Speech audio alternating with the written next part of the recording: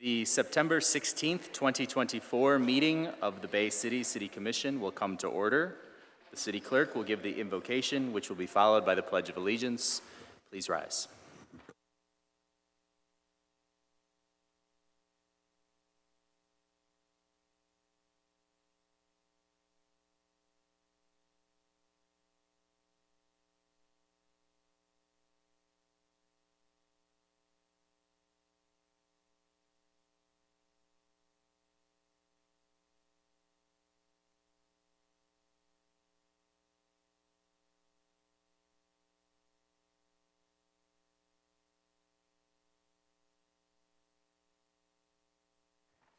Thank you.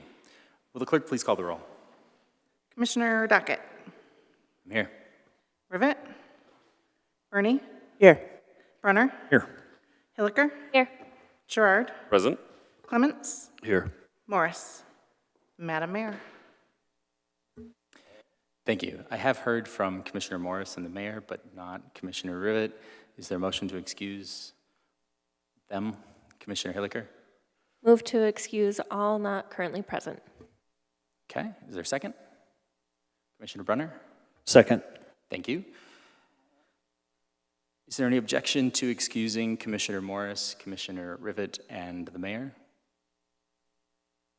Seeing none, they are excused, and we have a quorum. Next order of business is presentations. We have two on tonight's agenda. We have Bay Future first.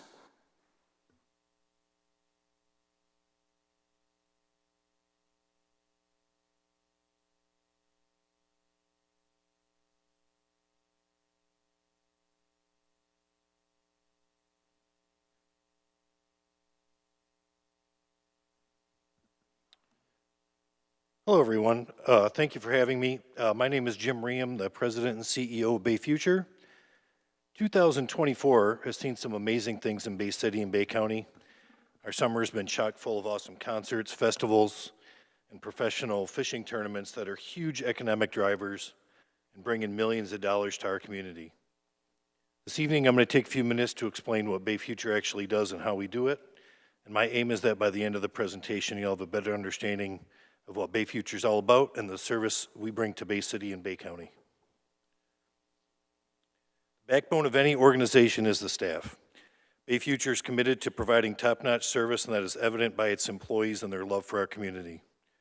Moving from left to right on the screen, Michelle Judd is Bay County's dedicated Small Business Development Center business consultant. There will be more about Michelle and her services later in this presentation. Those of you who are familiar with Michelle understand the passion she brings to every task on her plate. As I mentioned earlier, my name is Jim Ream. What's on my resume is not important, but what is important is that you will be hard-pressed to find another person who champions our community more on a daily basis.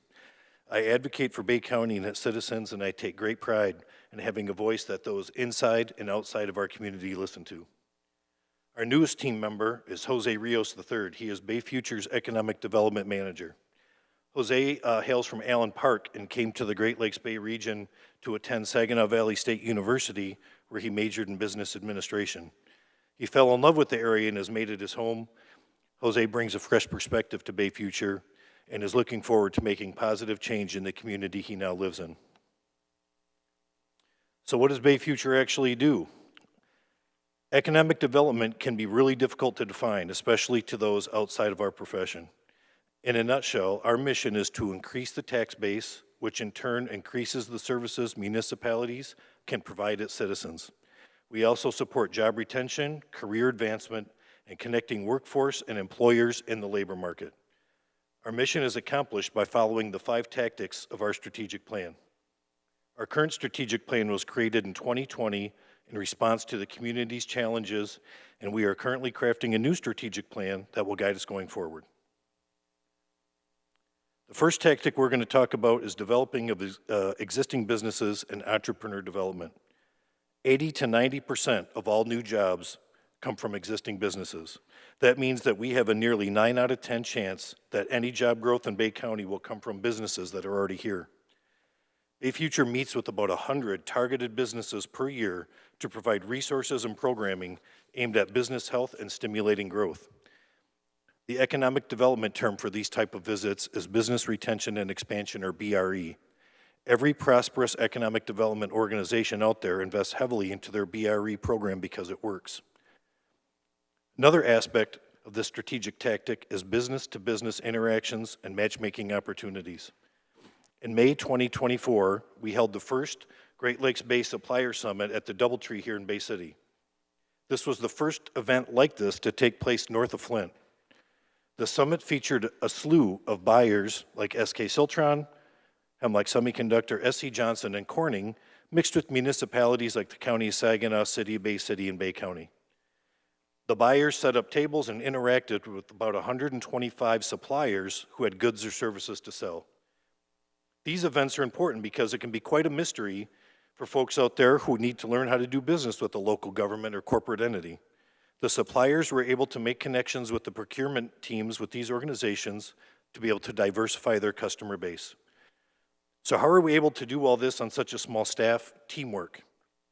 We partner with leaders in higher education, utilities, municipal government, state government, and many, many more. One thing you will repeatedly hear from me and from the Bay Future Board of Directors is that not one project or initiative can be accomplished alone.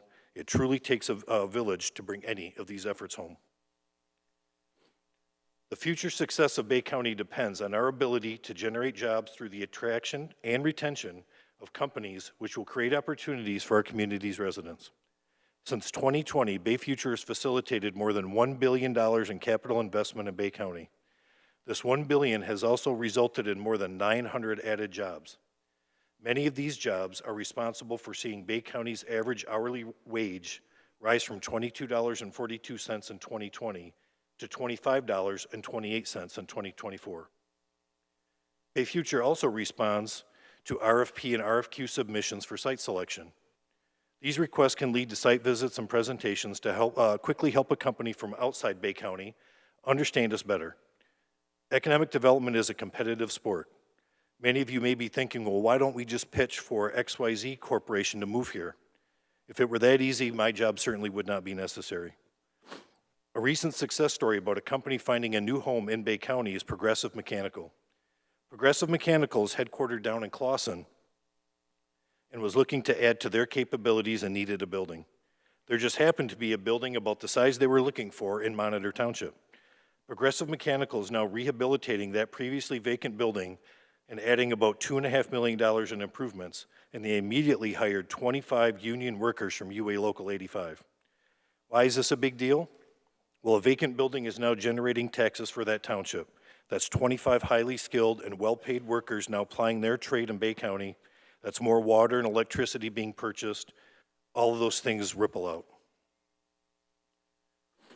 Workforce is a key factor, if not the most important, in every business location or expansion decision. Now that we've added these 900 new jobs, what happens next? Well, we get to work trying to help companies get them trained. Some of you may have heard of the Going Pro Talent Fund.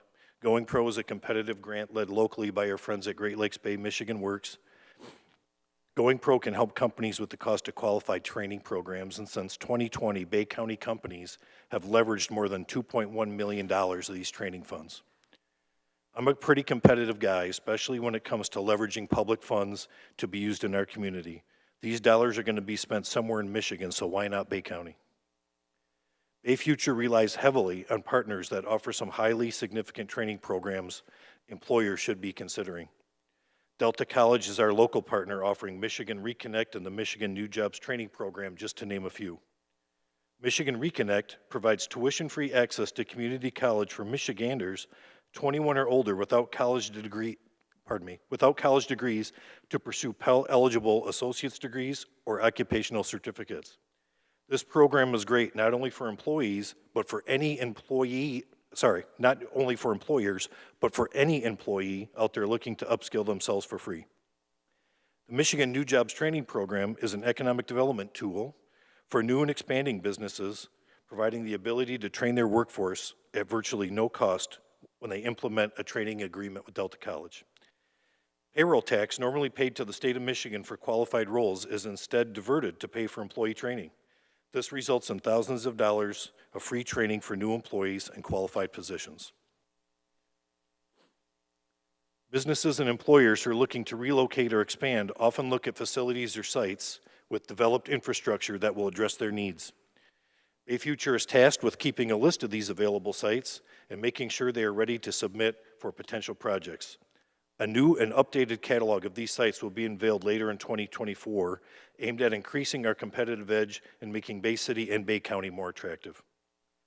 One way that Bay Future has worked to increase the readiness of sites is by acquiring grant dollars to build out infrastructure and develop plans on sites.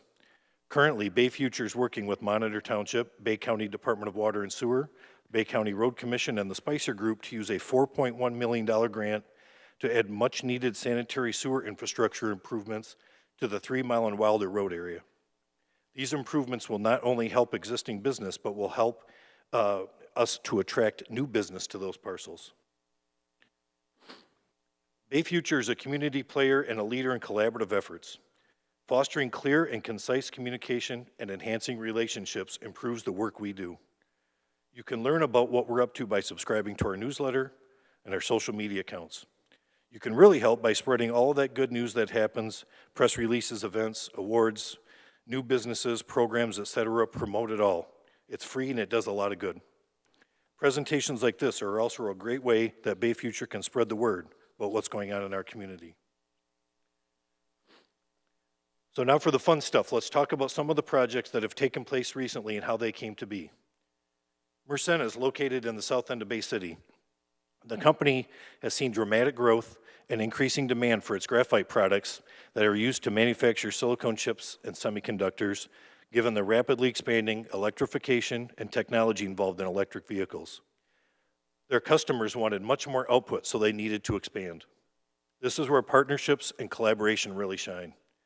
Mersenne had a very competitive offer to move to another state. They're headquartered in France and they have a global presence. They could have literally moved anywhere they wanted. With hard work from the Michigan Economic Development Corporation, City of Bay City Electric Light and Power, a package was put together to attract more than $75 million in investment and add 90 high-paying jobs. We're all looking forward to the ribbon cutting for the new facility in the spring of 2025. Vantage Plastics is headquartered in Standish. They've been successful in Aranet County for years. They've been so successful that they needed to expand. Companies like Vantage get substantial offers from other states. Some states have incentives like no income tax, free land, substantially lower energy rates. What those states truly lack is a highly skilled workforce, and that helps Michigan and Bay County win deals like this. Vantage Plastics was guided to Bay Future to help and see what was available. They had already found a building they wanted, but this building needed a ton of work. The former Dow Plastic Pipe Building, which is 325,000 square feet, is on Wilder Road in Bangor Township. So 325,000 square feet is about 7 acres under roof. That building had been vacant for about 20 years, and buildings do not age like wine, they age like bread. With fantastic teamwork from the MEDC, Bangor Township, and Consumers Energy, this project came together. Vantage is investing more than $31 million and adding 93 jobs. This project will also feature a rehabilitation of a section of Wilder Road in 2025 with help from MDOT, City of Bay City, and the Bay County Road Commission. Michigan Sugar is no stranger to capital improvement projects. Over the years, they have invested millions and millions into improving their facility and its processes. But this project is different. This project is a game changer. Sure, it leads to more sugar on store shelves and ultimately more money for the grower owners, but it's about more than that. We have all heard about sustainability, and this project is a case study in sustainability. The addition of the 22,000 square foot, $109 million desugarization facility will allow Michigan Sugar to increase its output by 80 million pounds of sugar each year. 80 million pounds without putting one more beet in the ground, not one more truck on the road, and not one more pass with their loaders. As a community, we can all take pride that companies like Michigan Sugar are investing not just to affect the bottom line, but to sustain our environment. This project was brought home with the help of MEDC and Monitor Township, and a portion of Euclid was also redone with help from MDOT, City of Bay City, and the Bay County Road Commission. So last but certainly not least, the Small Business Development Center. Fun fact, every single Bay County business is currently paying for Michelle to be a consultant on their staff. That's a fun way of saying that funding for her services come from a variety of public sources, and they are in turn free to the user. Michelle has met with more than 180 current and potential businesses so far. Michelle and the SBDC offer a multitude of free and confidential services. One of those services that the SBDC offers is no-cost secondary market research to help businesses better understand and reach their target audience. Knowing their target audience is a critical step for any business to reach the right customers and generate revenue. There are many businesses out in Bay City and Bay County who are thinking they don't need help. They do. There's no shame or stigma in wanting to do everything possible to ensure success. Michelle's meetings are always 100% confidential. One way to support the SBDC and the efforts, in Michelle's efforts, and the businesses who engage is by attending the Pitch by the Bay competition coming up on Wednesday, November 13th at John Glenn High School. These events are fun and exciting, and you get to witness local businesses joining our community right there up on the stage. I appreciate the opportunity to let you all know a little bit more about what Bay Future is and the work that we do. Please jot down contact information if you need it, and thank you very much. Any questions or comments? Thank you. Commissioner Gerard. Just real briefly, thank you, Jim. Appreciate the presentation today. As the representative from the city, I appreciate your hard work and efforts to get more investment in our city. And you know, the city invests $75,000 a year, and so we want to make sure that those resources are spent wisely. And you know, through your presentation tonight, I believe they are. So thank you. Thank you. Are there any others? Commissioner Clements? Yes, thank you.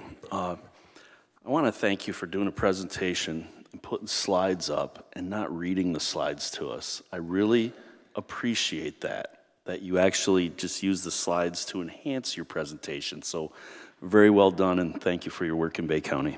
Thank you, Commissioner. Thank you. Are there any others?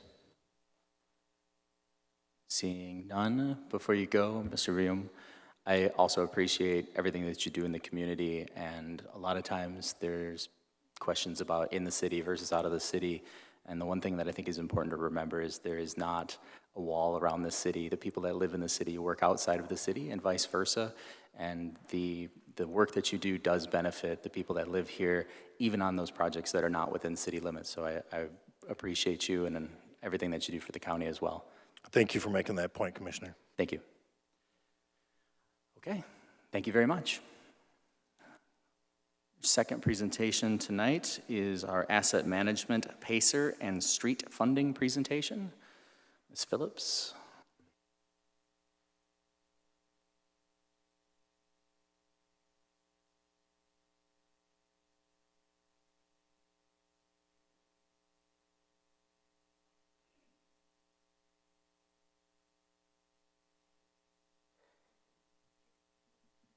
Try to go fast. There is a lot to cover. It's part of our asset management plan to do this presentation, and also because I know I get a lot of questions, and hopefully this will answer a lot of questions and give some transparency to everything. So my name is Rachel Phillips, and I'm the engineering manager for anyone who doesn't already know.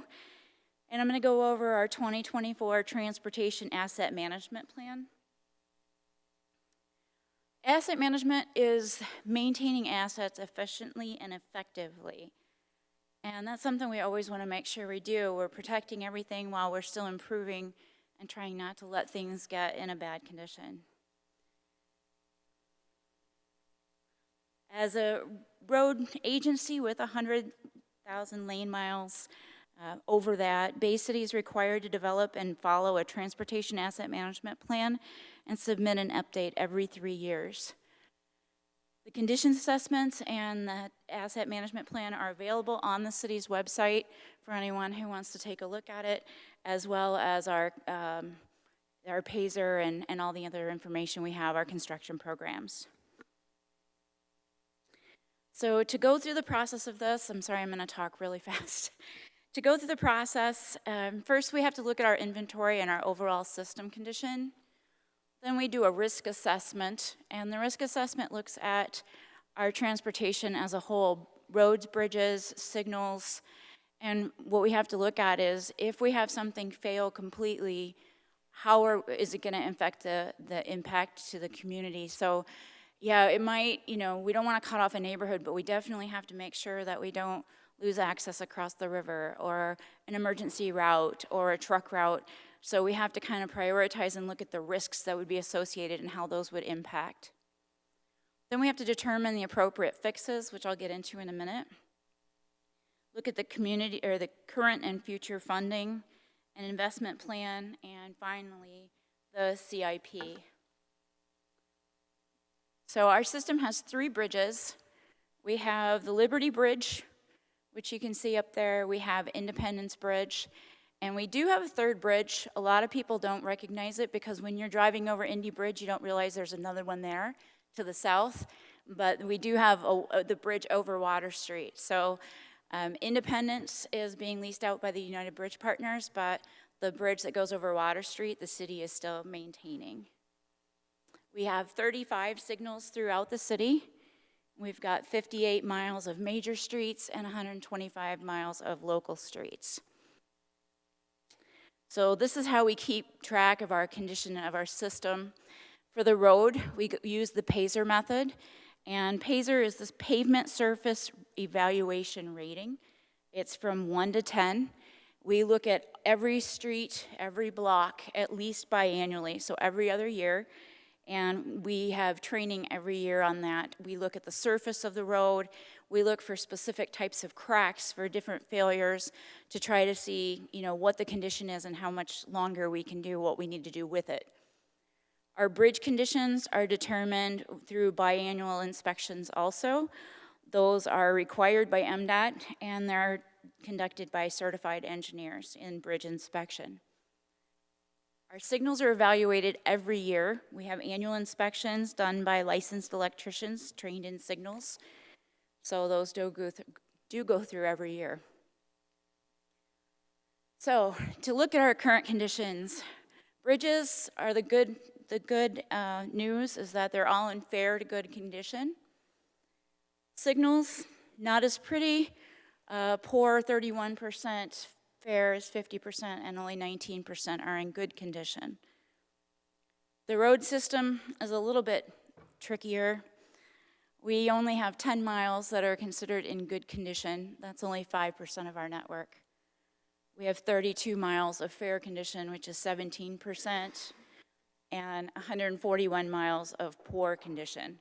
So 77% of our road network is in poor condition. So one way to kind of describe, when I get into mix of fixes, it's important to know that, you know I get a lot of questions because it seems counterintuitive when you see us go out and do a road construction project on a road that looks like it's in good condition. What we're doing is maintaining that good condition. So what I like to kind of compare it with are cars, and I like my Camaro. So I'm gonna try to get this to work. All right, it's not going to. So, the new car, that's where we go to a 10 on our PASER. It's new pavement, it's a new car, it smells good, everything works right, hopefully. After a year or so, our pavement gets down to, it's still good condition, but we need to crack seal it. And what this is similar to are like oil changes and tire rotations. They're just to maintain it. You're not fixing anything, you're preventing a problem. If you don't do this, your car isn't gonna last any time at all. So, this is one of our routine preventative maintenance measures that we do for our vehicles. And it's a very low cost, minor thing, and that's what we do with the crack sealing. We go through and all we do is literally seal the cracks from the relatively new pavement, but it really makes a big difference because we don't get dirt and debris, so when we get our freeze thaw in there, we don't get bigger cracks, and it makes a long-term impact on that. So once we get a little bit more into time, we have to go through and maybe get new tires. We need the air filters, brakes. This is still maintenance and it's still essential. We're in fair to good condition, and this would be like a surface seal like we did on Johnson Street or Harrison. We're getting ready to do it on Washington and Saginaw. And we did the chip seal first, and then we did the micro surface over the top. The fix was great to keep it in good condition. It's very low cost, and it's less than an inch thick. So as we get more and more miles, we start getting into rotors. You got to do your transmission fluid. You've got to do your, upkeep for your 50 and 100,000 miles and that kind of thing. Now, this is geared toward people like me and my husband, where we drive a vehicle until it absolutely doesn't move again. I know my dad gets a new vehicle every 2 years, so just kind of bear with me if you don't get to this position. So we get to the point where we got rotors and transmission fluid. This is maintenance. It's more essential. We're in fair condition at this point, and that's where we're going to do an 1.5 mil in resurface. So we're only talking about this much, but that really makes a difference when, we've got bumps and we've got ruts and we've got cracking, because it'll seal all that cracking up. And that's something that we're doing on North Union and 9th Street currently. So once we start getting to higher mileage, you're going to run into water pumps, fuel pumps, exhaust, and now we need to really rehabilitate everything. And that's when we would do like a 4-inch full-depth asphalt resurface, and that's similar to what we did on Midland and McKinley this year. And that's where we take off the asphalt. We put all new asphalt down. It gives us an opportunity. We can go a little bit deeper in spots if we've got some areas that we think need extra work, a little bit of curb repair, things like that. And at this point, with your car, it's starting to get up in age, but you could still probably, get a decent resale value or turn it in. When you get to the end of the lifespan, you do run into transmission and your engine failure. That's when you got to look at it and say, okay, we're to the point that we're no return. We're going to put more into this than it's worth. And from a road standpoint, that's where we would reconstruct it and just start over with new pavement. So looking at pavement lifespan, I mentioned doing the right mix of fixes, where sometimes we're doing work on good roads. And I wanted to kind of show this diagram. If you look at the red line, that is what pavement looks like over a 20-year span without capital preventive maintenance. So there still be reactive maintenance, filling potholes, things like that, but we're not doing any preventive protection for that pavement. So we would start off at, the first year we're gonna have brand new pavement. It's gonna be a Payzer of 10. It goes down over time, and by the time you get to 21 years, there's nothing else that can be done for it other than reconstructing it completely. If you look at the blue line, we're looking at preventive maintenance. So again, we're gonna start at 10. You can't see it because it's under the red line.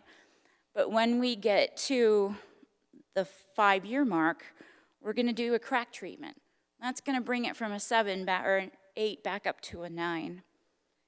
Then after about 11 years, we're gonna do a surface seal, which is like I talked about, the chip seal with the microsurface over it. And that brings it back up also. So then it kind of comes down a little bit easier. And then at 19 years, we'll do an 1.5 mil in resurface on that. So at the 25-year mark on that, we're still at a level 7 of our Payzer. And how this equates to money is on the first part where you're not using any kind of CPM, you got the red line there. After 25 years, your cost is gonna be $4 million for a mile of that because you have to reconstruct it. At the end of the 25-year span with the CPM, you've spent money throughout, but you're still at a 7. So you count that money you've spent throughout, you're only at $765,000. Now, I'm not an accountant, so this doesn't include any kind of inflation. It's all today's dollars. But you're saving over $3 million in 25 years on 1 mile of pavement by keeping it in good condition. Now, obviously, we still have to balance that with doing some reconstruct so we can bring some things into that good category also. I just wanted to give a brief example of our pavement treatment costs. This is Payzer 10 down to 3, and I've already talked about the different types. Our current budget's about $2 million a year for our capital project, and If I were to go through right now and do $2 million, the most effective breakout would be we would do about 8 blocks of surface seal, 6 blocks of 1.5-inch mill and fill, 5 blocks of full depth resurfacing, and then 4 blocks of full reconstruct. And 5 blocks of a full resurface and 4 blocks of reconstruct does not go very far. When we want to reconstruct a road, we want to go all the way down, and we get into, it's going to be a mile or more sometimes, so we end up having to spend all our money on one project for 2 full years. If we were going to fix everything right now, it would be $600 million if we wanted to fix everything right now. It was kind of a scary number, so we'll move on. The current PACER is, for the average for the city, is a 3.05, which is in the poor category. 1 to 4 is in the poor category. If you look at the top line, our current funding is $2 million a year, and at the end of 20 years, and that's not even counting inflation, we would be at a 2.29, so we would drop almost a whole PACER point. If we doubled our current funding, we would still be dropping to a 2.89. If we want to keep the 305 that we're at right now, we would have to spend $6 million a year every year for the next 20 years, which is 3 times what we have currently. These are really scary numbers. If we want to bring it to a PACER of 5, which would be a fair category, we would have to spend $17 million a year every year for the next 20 years. So I want to look at our current funding sources. 88% of our city funds for transportation come from Act 51, which is state and federal money. It's split out based on the Act 51 split that takes into account the size of the community, the number of streets you have, that kind of thing. The 9% comes from property taxes, from city property taxes. And then 3% I've got listed as other. That's kind of from utilities and from permits, fees, and things like that. And then this is kind of a split of how we use this funding. Right now we're getting about $5 million in revenue for our transportation program. And 42% of that is going to major construction, which is the program that I've been talking about. 33% goes into road maintenance, and that's all the reactive maintenance. So we're spending a lot of money on that because we can't keep track of, keep our other roads in good condition. So, if we were able to actually improve the amount of the PACER of our roads and the condition, we would actually we would spend less on maintenance and be able to spend more on our capital program. But that's going to take a lot of work. Winter maintenance is 11%. We're in Michigan. It's not going to change. Signals and signage is at 7%. Our budget recently has, in the last couple of years, been between $300,000 to $400,000, and that will replace about 1 signal and do some repairs. So it's not a lot of work on it, but it's more than we've done in the past. And then engineering is going to be the planning, the development, the design, and the construction oversight of our projects. I'm trying to move fast. So we've been very fortunate to be able to get some grant opportunities and extra funding for things. So our Bay City Area Transportation Study, BCATS, we've gotten some federal funds from that group. The Marquette-Tifa District has been fantastic with participating with us and partnering to get some more streets done in their area. The Community Development Block Grant has been great with sidewalks, and we actually have some local streets we're going to be doing in the spring with that grant. We've gotten some transportation economic development grants. We're eligible for an A, which is a category A would be for expanding businesses, and category F is for all season routes. So we were able to do part of Marquette a few years ago with a category F grant. I've got another one in an application right now being considered. And then we've been very fortunate with the ARPA. We had $5.9 million that we were able to do with that. So our overall system score has gone up just a little bit in the last few years, just because we've been very fortunate with those grants. The next thing we have to do is plan a strategy. There's 6 things here. There's no particular order. These are the things that we have to consider. We've got our available funding, we've got our major streets and local streets, and we're required to place priorities on major streets, but we still can put money into local streets, obviously. We have to look at our mix of fixes and balance out the best way to use our money. What are we gonna do to improve our overall score, keep things in good shape, and still bring the stuff that's in bad condition up into good condition? We have to look at our risk assessments. Safety, of course, is always an issue. And then our utilities and their asset management plans. Water has an asset management plan, and there's also an asset management plan for stormwater and wastewater. So we have to coordinate our projects. There's no reason to do a road project if we need to do the water under it and they can't afford that at the moment, or it's not in their program. So we do a lot of coordination between all of us to make that happen. It's kind of like putting a puzzle together with all of these things. So once we put the puzzle together, this is what our capital improvement program looks right now as far as funding goes. If you look at the 2025, those numbers are fantastic. It's not $2 million a year on any of these because that's a fiscal year, and that's right in the middle of our construction season. So when I'm talking of a construction season calendar year. So our 2025 looks fantastic. We have some funds for major streets. We're using some of our funding for local streets, but we're getting almost $6 million in grants for 2025, and it's allowing us to do almost $10 million worth of work. Coming up the next year in 2026, we're still looking at about $2 million in grants, which is definitely helpful. We can't guarantee we're gonna get grants. Starting in 2027, we're a little far out to be given grants at this point. So we have several applications in. We haven't heard yet on a lot of them, so our fingers are crossed. The numbers you see there that are in the 2 million range, that's what we need just to be able to do a reconstruct on one of our major streets that we've had in our capital preventive maintenance, or our capital program for a very long time. We've got Smith Street, we've got Cass Avenue, and we've got Nabobish.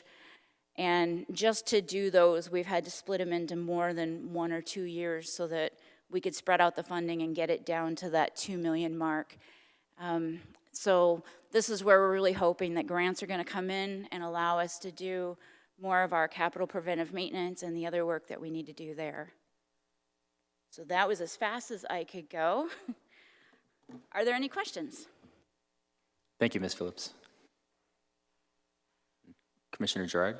Thank you. Thank you for the presentation. Definitely, this is a high priority for a resident. Obviously, it's a big concern. So can you talk about prioritization of which streets are done, or how it's being determined, that process on how we're selecting the streets in what order? Sure.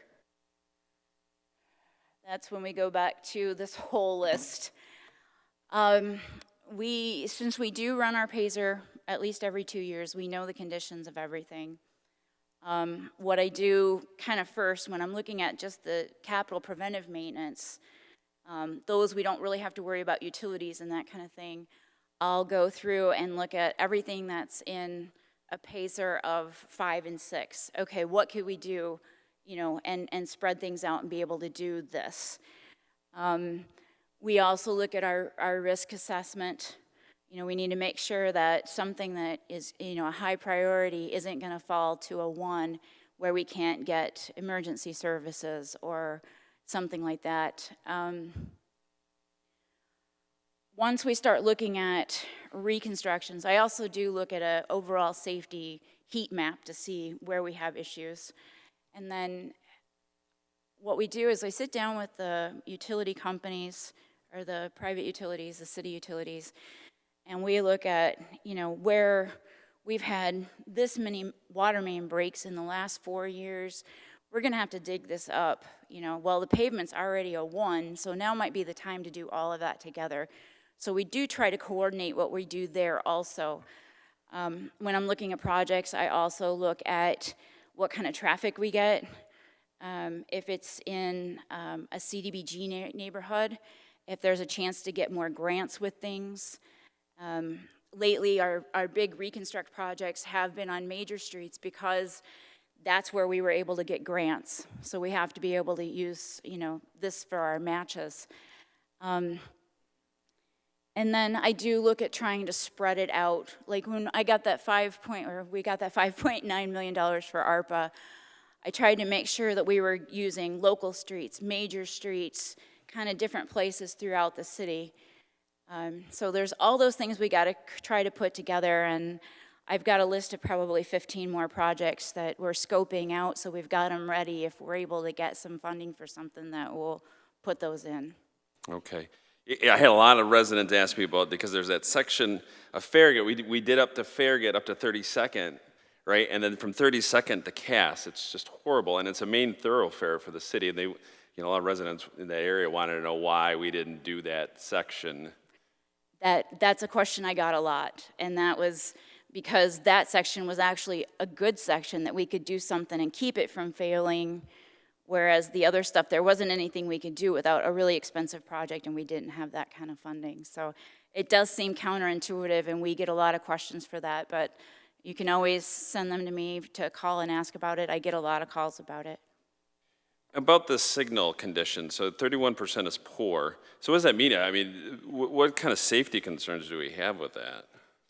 Well, each year we do get the report from J Rank does our inspections for us. We have had a couple. This was the reason we did the intersection at 6th and Washington a few years ago, was they came to us and they said, look, this signal, the strain pole is bending, and this signal is dropping, and it's dropped, 9 inches in the last year. And we said, we have to get that out of there. And in order to take that signal out, we had to build the bump outs, but that was an emergency project. We had another one that was failing, and it was starting to come down, and we were able to eliminate that signal and take it out. A lot of them, you'll see they go out every once in a while because we get a hard rain or the wiring's not quite right, and those are the ones that we really want to replace because it's hard to get under there and do what we need to do. So danger-wise, it's just a matter of as long as they're safe standing up there, they're going to be fine. Our streets department is really good, and so is J Rank, about getting things back up if it goes down. So we do take very serious concern about those kinds of things. Question I had is on the budget. I did notice this body approved $1 million, or the marijuana revenues for local streets, so that's missing out of your budgets. This was last year's. This is last year's slide, so it isn't shown updated to This is reflect. right. I had to look at our usage and our revenue from the last few years. I looked at like 2002 through 2004. Okay, so this is an incorrect slide then, basically. It's correct up through 2024. It's not part of the 2025 because we don't have all of our revenue in for 2025. We don't have our projects in yet. So until we actually finish that fiscal year, I can't really put it all together. Okay, thank you. That's all I have. Thank you. Commissioner Burney? Hello. How long has this program been, how long have you been on this program with this streets and sidewalks and the funding programs? How long has this been going on, getting our streets together with all this funding money?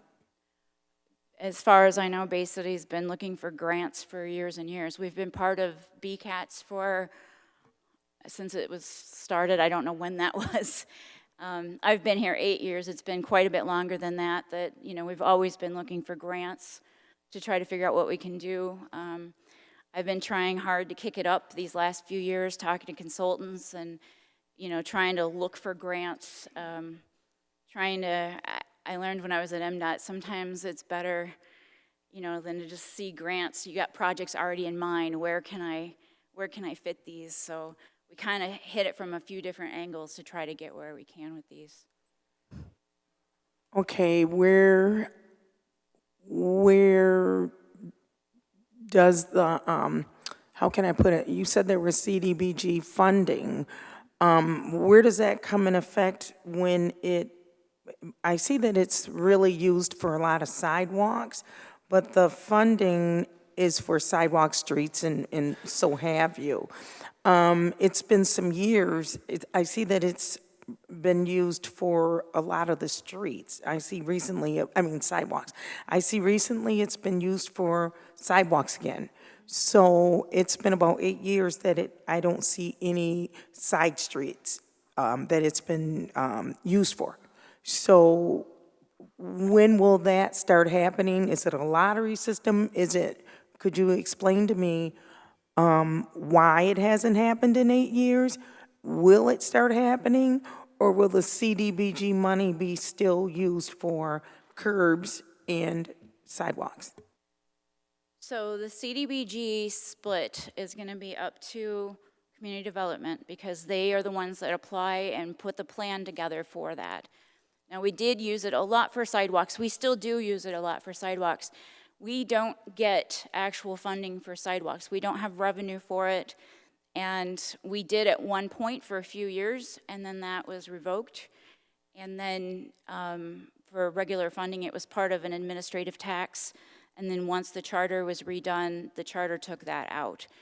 So we didn't have any more funding for that. So we've been fortunate enough to get some CDBG funds for that.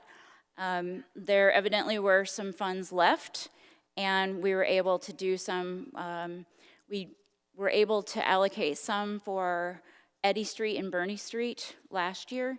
And then coming up this spring, we'll be able to do a few blocks in the 4th Ward, I believe, 4th Ward. Well, I see here, community development, they say that they're using it for sidewalks and they're going to do some streets. So I was just wondering, because that is your expertise. So I'm wondering, is this a true statement? Are we going to get some streets done this year? Because Yes. every year on the annual statement, it says that there's going to be some streets done. So I'm just wondering, we didn't get any done this year, so. We did streets last year. We did Bernie and Eddy. And then in the spring, we'll be doing, I think, about 4 or 5 blocks. And that is, I mean, they handle the budget. And then once they have the funding for it, they say, we've got funding for this. And from engineering, we put that money into a project and then go make sure that it happens. Who handles the budget? Community development. Okay, thank you. Thank you. Commissioner Rivett? Just so I'm clear, this capital improvement plan does not include the $5 million from the bridges, the $925,000 in marijuana revenue, and the $1.6 million earmark from Senator McDonald-Rivett? It does not include the marijuana money or the UBP bridge money because we haven't actually allocated that yet. And we haven't, like I said, I only went through the end of fiscal '24 so we could have everything that was balanced. Now the 1.6, it does somewhat cover that because I didn't include what we would have to put in for Lafayette Bridge. So if I did have to put in the money that we would have to pay for Lafayette Bridge, then we would be that much short over 3 years, so that's four fiscal years. So at this point, our best guess is that we're gonna not have to use our city's funds. If we do, then we're gonna have to pull projects and make that work out. So this isn't really a capital improvement plan, it's part of your phaser whatever. I mean, It is our capital improvement plan. I don't have all of the projects listed. but not approved by the city commission. This isn't a capital improvement plan because this next city commission in 25 and 26 can allocate a minimum of $7 million. I submitted a capital improvement plan to finance as part of the budget. So the future years were in there. All that was in this year's budget was through 2025 because that's as far as the budget went. Right, but your slide goes from 2025 through 2030. We have to have a capital improvement plan for the next several years. We're required to have that for the state, but there's no actual way for a commission to approve that ahead of time, other than it is, I think it's in the packet. I turn it in for, I don't know how that works. I turn it in for our capital improvement for the next 6 years when we do budget. So it's probably in the final budget book. Right. Yes, it's in the back of the final budget Right. book. That So yes, commission it does receives. get turned in every year where we are with that. It's on page 188 of the budget, if anybody wants to look at it. Maybe it's best to call it a proposed capital improvement plan or interim capital improvement plan. It's just for this plan. It just doesn't reflect reality of your expenditures moving forward. It just is for the phaser. I understand. Thank you so much. Thank you. Are there any others?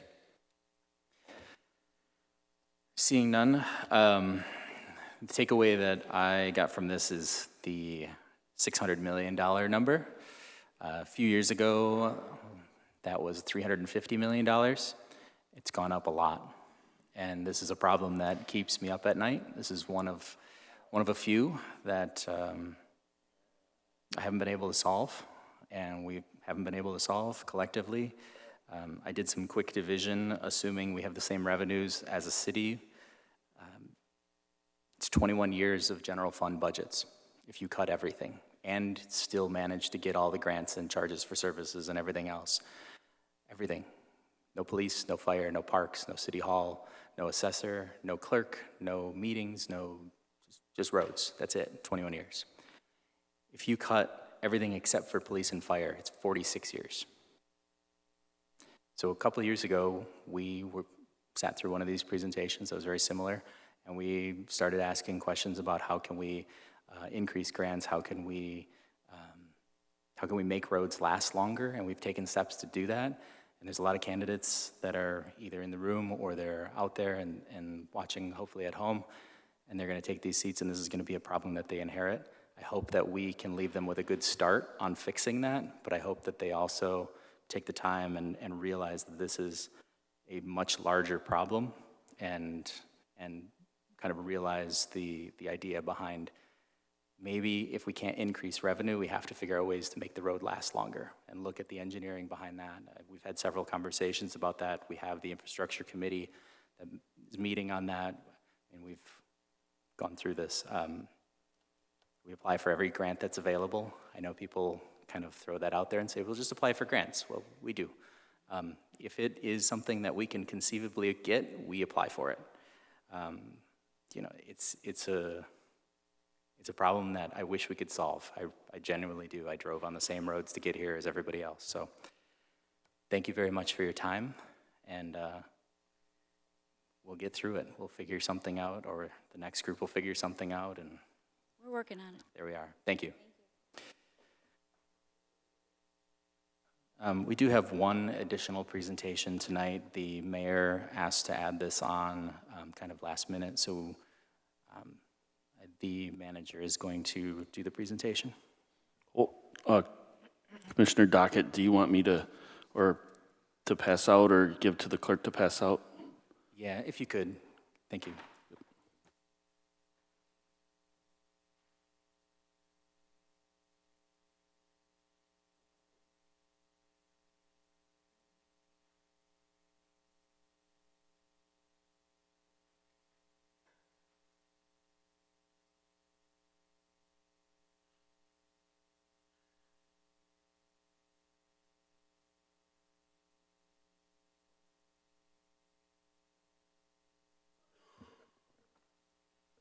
Okay, this letter is from Mayor Kathleen Newsham. Dear City Manager, City Staff, City Commissioners, and City residents. It is with a heavy heart and deep regret that I submit my resignation as Mayor of the City of Bay City effective October 1st, 2024. Over the past 33 years, it has been my privilege to serve this vibrant community as Mayor and City Commissioner. Unfortunately, due to recent health concerns, I am no longer able to perform the duties to the standard I believe this office deserves and requires. The decision to step down has not been made lightly. I am deeply grateful for the unwavering support and trust that the community, city manager, city staff, and city commission have shown me throughout my tenure. Please know that my decision is made with the utmost respect for the office and the people of the city of Bay City. Serving as mayor has been a great honor. I've worked with a dedicated, talented city staff whose commitment and hard work have been key to our progress. My deepest gratitude goes to each employee for their exceptional support and contributions.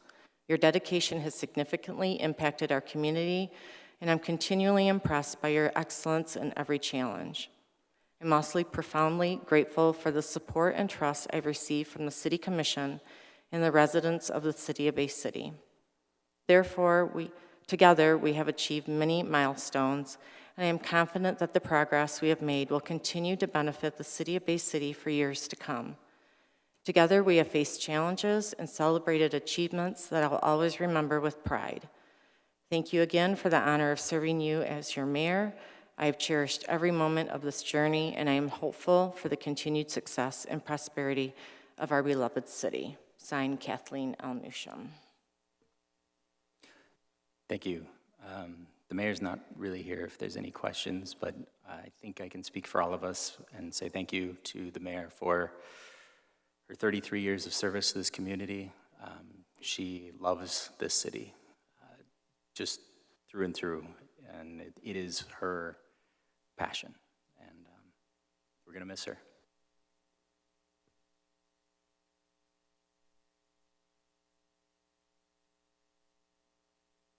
The next order of business on tonight's agenda is the adoption of the agenda.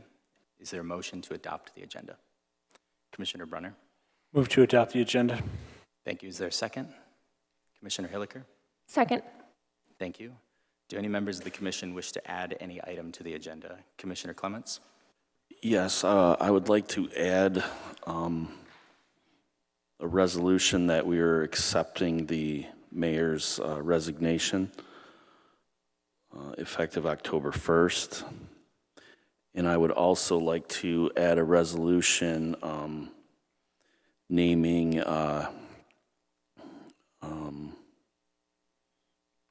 Commission President Dockett to be able to sign all the documents that are required by the mayor temporarily. I have that. Do you want me to read it? Please. Both of them. Thank you. They're two separate resolutions, right? Yeah, two separate. I haven't actually written the one accepting the resignation, but fairly simple, just of commission as a whole to accept Mayor Newstrom's resignation effective October 1, 2024. I can write it out and give it to you. And then the second one is of commission as a whole.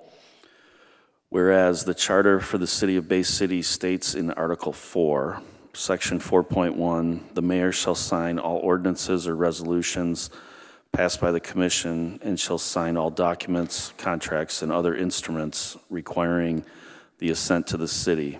And whereas the mayoral position will be vacant effective October 1, 2024, and whereas Section 3.2 grants all the powers to the City Commission, and therefore the City Commission shall appoint a signatory to conduct the business for the City of Bay City. And whereas Section 14.1 states in part that no commissioner, mayor, officer, employee, agent, or representative of the city shall have or shall have been deemed to have had the authority or power to bind the city except upon approval of the commission. And whereas a signatory is needed to conduct the daily business for the City of Bay City. Now therefore be it resolved that the Bay City City Commission grants the City Commission President temporary signatory authority in executing documents on behalf of the City of Bay City effective October 1, 2024 until the mayor position is filled. I have a copy of that if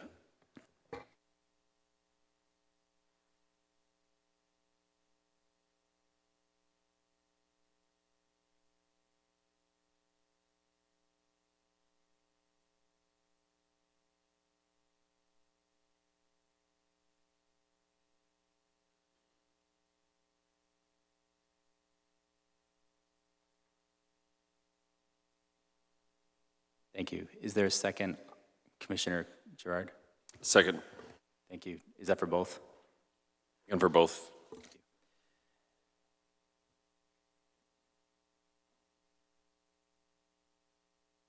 We'll wait for the clerk to get up here. Thank you. Will the clerk please call the roll on the first item? On the resolution to accept the mayor's resolution, Commissioner Rivet. To accept This is to add To the the resolution agenda. to the agenda. yes. Bernie. No.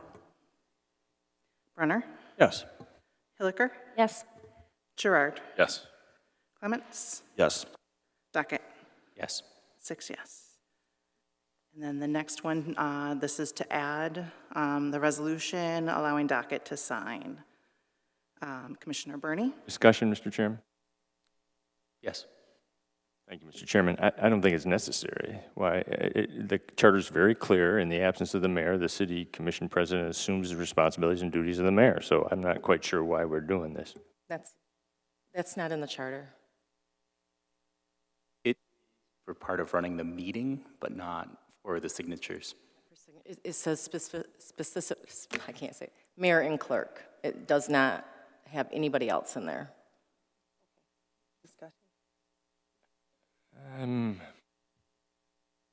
Okay.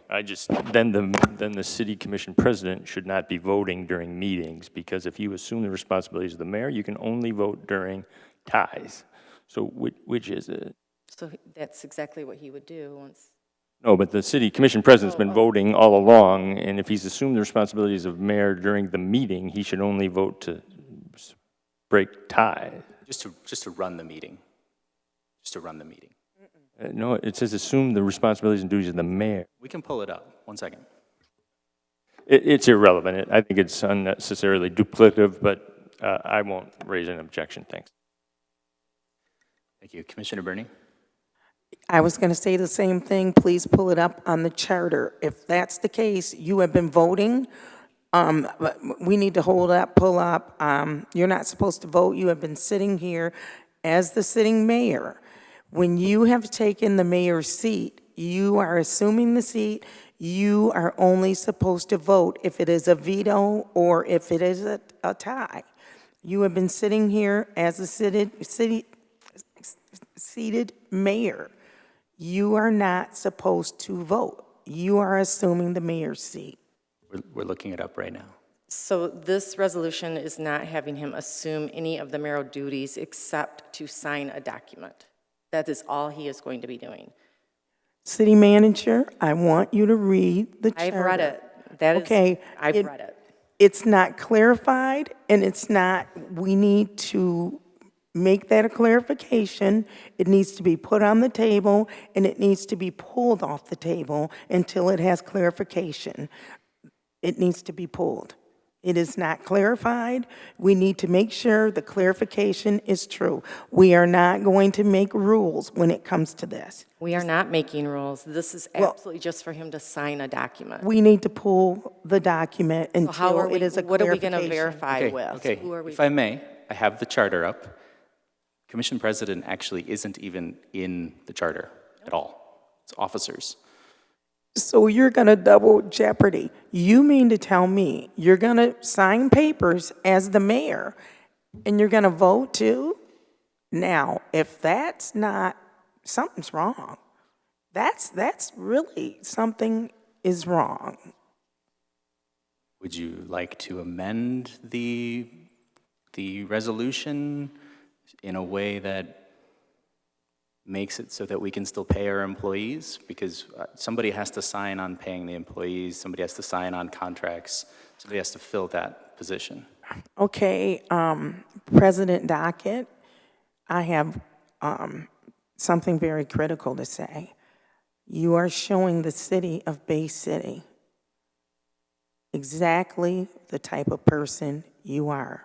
You would, if you were correct or if you were the right political standing, I'm not a political person, sitting in that seat, you would say, I am taking the mayor's seat, I will assume her duties, and I will step away and not vote as a commissioner, but you are showing them exactly who you are and what you are to double jeopardy, to sign what you are voting on. How dare you? I mean, I would, an amendment to the resolution to that effect. Commissioner Clements? I don't know how you can amend it or do anything, because if we don't have somebody signing these things, like you said, you know, you've got payroll, you've got vendors that need to be paid. The way I interpret it is someone is not taking the mayoral position. It's temporary, just to sign the documents so the city can continue to operate.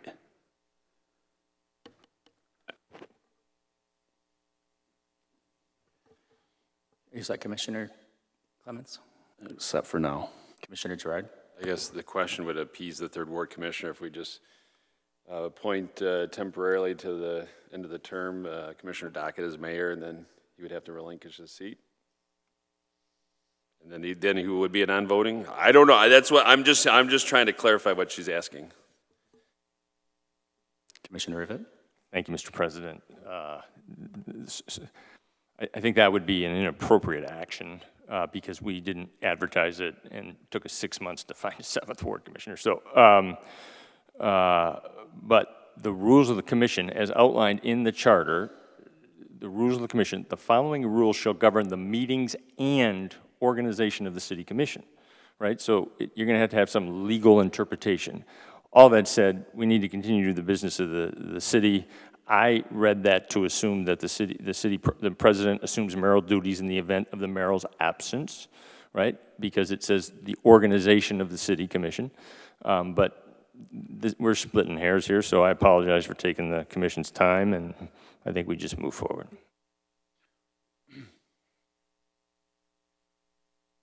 Commissioner Clements?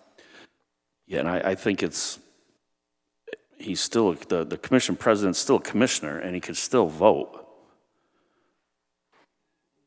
Not according to the rules of the commission. If he assumes the mayoral responsibilities, mayor only votes to break ties, right? So, you know, again, we're splitting hairs here. So, I mean, I think you vote on adding to this to the agenda and we move forward. I just assumed when you read organization of the city commission, and it says right below it, the president assumes mayoral duties in the event of the mayor's absence, you know, that covered it, but I understand. What section of the charter is that in? Article 2, commission. Those are the rules of the commission, not the charter.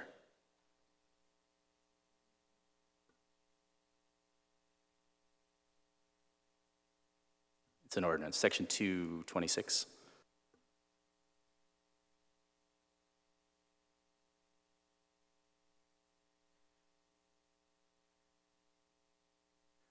I'm looking for guidance from the room here, what we want to do. Just call the vote. Yeah, move to call the question. Okay. Would the clerk please call the roll? To add the resolution allowing Dockett to sign, Commissioner Burney. No. Brunner? Yes. Hilliker? Yes. Gerard? Yes. Clements? Yes. Dockett? Yes. Rivett? Yes. 6 yes. Sorry. Will the clerk please call the roll on the adoption of the agenda as amended? Commissioner Brunner? Yes. Hilliker? Yes. Gerard? Yes. Clements? Yes. Dockett? Yes. Rivett? Yes. Burney? Yes. 7 yes. Thank you. Next order of business is the consent agenda. Do any members of the commission wish to make a change to the consent agenda? Commissioner Burney? Yes.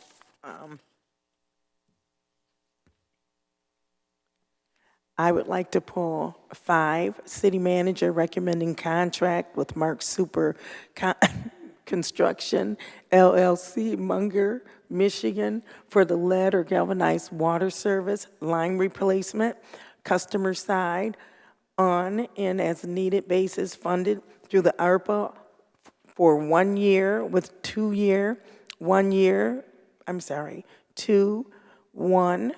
1 year recommendation, renewal options at unit prices attached to the contract, recommendation approved.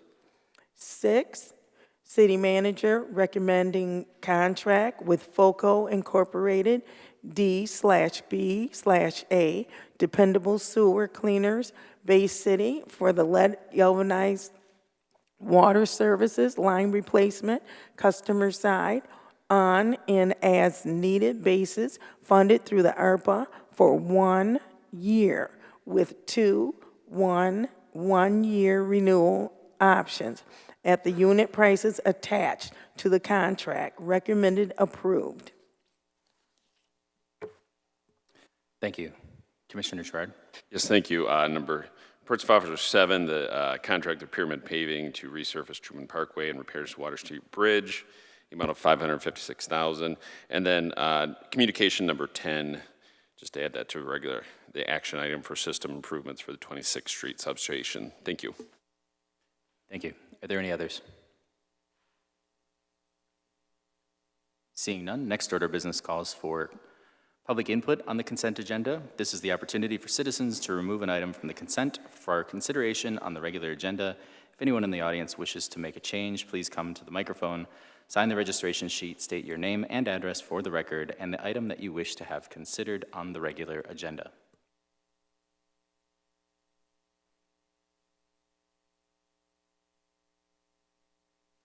Seeing none, is there a motion on the consent agenda?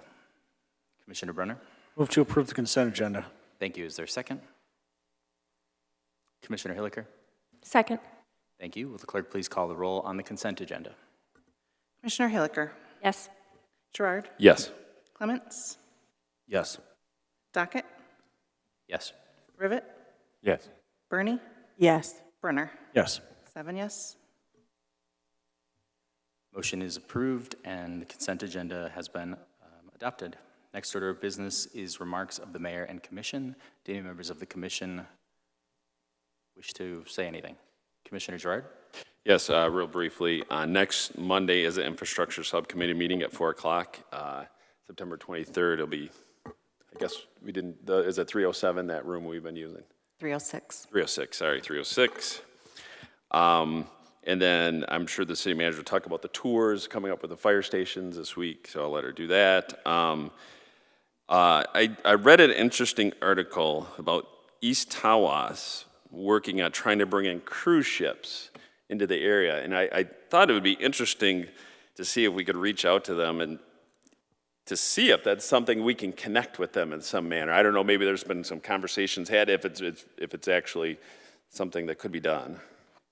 Yes, so there is a group that is working on that. They've been working on it for the last couple years, identifying a spot, obviously on the riverfront, because we have to find a spot that's dredged enough for it, free of environmental issues. So there's a lot going on, but there is a group actively working on it right now. Okay, great. Yeah, because I read that article thinking, really, I hoped we'd been part of that discussion, or at least get... We weren't for East Tawas, we were for our own. For our own, Yeah, but maybe we can, maybe there's several stops that we can, maybe as a broader opportunity, how we could reach out to them. I don't know, it's just a thought. Thank you. Thank you. Commissioner Brunner? Yes, thank you very much. Through the chair to the city manager, I had a couple things. I sent you an email last week, but I'm not sure if it went through, so if I'm repeating myself, I apologize. I had a couple residents contact me in regards to neighbors having campers in their front yard. One of them was on the corner of Sherman and 19th. That one's actually in the city's right-of-way. And the other one was on 18th and Sheridan. If we could have that checked out. Also, I apologize, my voice seems to be going. there's an alley off of Monroe that runs behind Tubby's Bar. Some residents have contacted me in regards to some trees that are getting very long. Their branches are overgrown into their properties. Do we still maintain that alley back there, or was that something that was passed over to the residents at one time? I'd have to look to see if we vacated that one, but I can look and let you know. Okay, perfect. Thank you very much. Thank you. Commissioner Burney? Yeah. Yes, I wanted to talk about this consolidation annual performance report. It's about the 2023 and 2024, the public comment process, and it talks about what's going to happen, the annual performance public hearing, and it talks about, I'm pulling it up here, well, every year it's about the CDBG performance and what the money is going to be spent on every year. When I put it out there every year that the funding is not being spent the way it's supposed to be spent. But the point is that now they have the MEDC, which is a wonderful program. And I'm wondering, I'd like to ask you, President Dockett, now that we have the MEDC, because we're RRC, we're at the top of the list for Ready Redevelopment Community. Why are we getting MEDC, and why do we need the community development, that block grant? Because the MEDC, or, you know, I wrote you a letter, so they do the same thing. So why are we still dealing with that? And you know. So to answer your question, we want both grants. We want more. Well, it would seem obsolete, is what I'm saying. Why are we, it's costing too much money to have both, if they're both for economic development, because that's what, they're doing the same thing that community development are doing. So it's like cost effective for the community. Wouldn't it be to put them in the same office and they use the same funding? So the MEDC is the Michigan Economic Development Corporation. It's a state agency. I don't think we can merge them in with the city. And we get federal funding, that's the CDBG, and then we also are getting state money. So we don't want to turn away free money. That's why we're doing both. Okay, I'm just going to read this to you because I went through the whole process with the MEDC, because what was going on, the community development money was being used to do home rehabilitation, economic development through the lower income neighborhoods. So now that we are RRC, which we happen to be on the top redevelopment ready communities, they have come in and they have, we're participating with them, and community development with economic development, they are both using the same funding, and they are both doing the same thing. I have it right here. And so what I'm asking, I'm going to read it to you. I don't know, did everybody get this email that I sent out? Did you get that? I'm not sure which email you're referring to. Pardon me? I'm not sure which email you're referring to. Okay, it says this is an annual meeting for public CAPA, an annual meeting for the public to address about how well the Community Development Department has done for the fiscal year of 2023 and 2024, and hear about the annual HUD planning to come. The Community Development Department Director, Debbie Kiesel, and her office manager, Amy McDonald, have turned away several citizens' requests for emergency home repairs and has been directed to MSHA, Community Action, and other agencies, being told we have no more funding for these services at this time. ARPA funding for these services are no longer available. So these community development monies, this is what's going on in that office area. They're not giving any funding whatsoever. So now people cannot even get an application when they call. Several people are calling to get this rehabilitation help, this funding money. They are told they cannot even get an application online.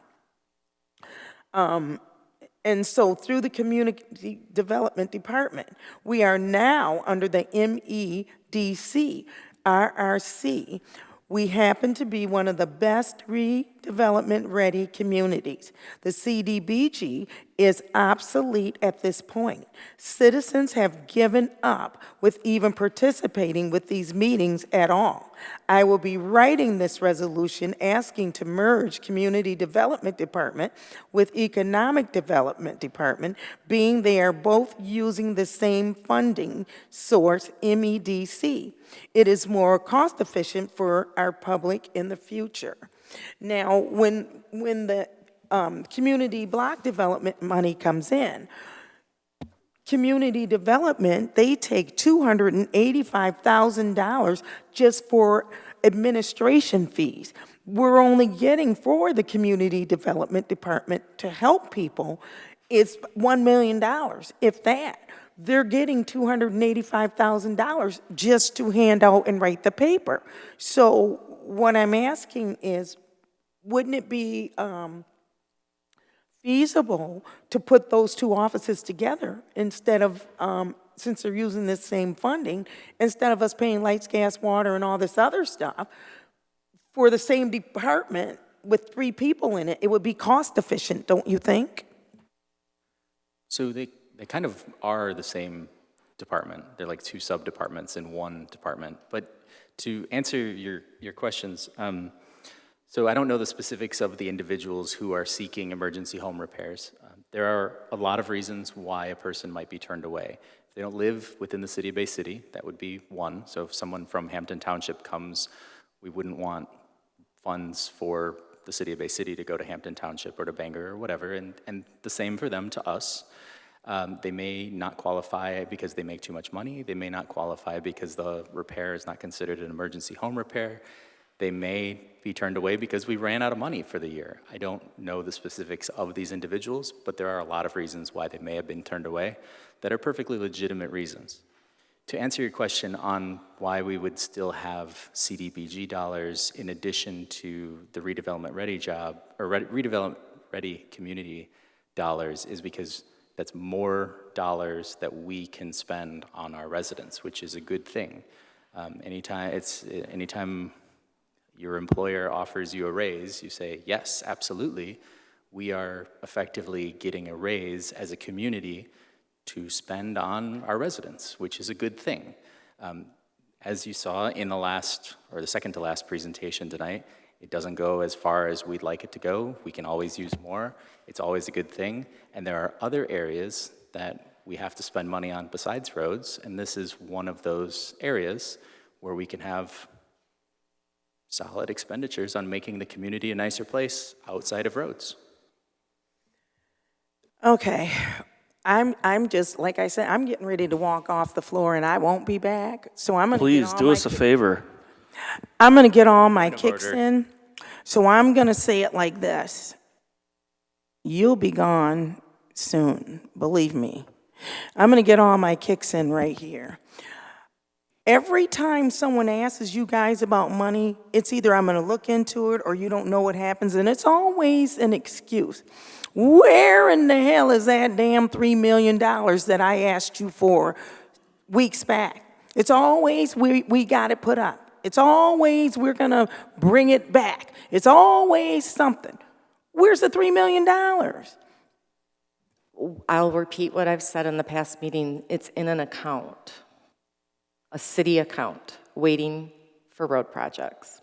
Rating for road projects, winter's always here. You wait, you say it, and every year, we're waiting. And then next year, it's not going to be there. So where is the money? So I don't say it every year because we just got the 3 million about 3 weeks ago.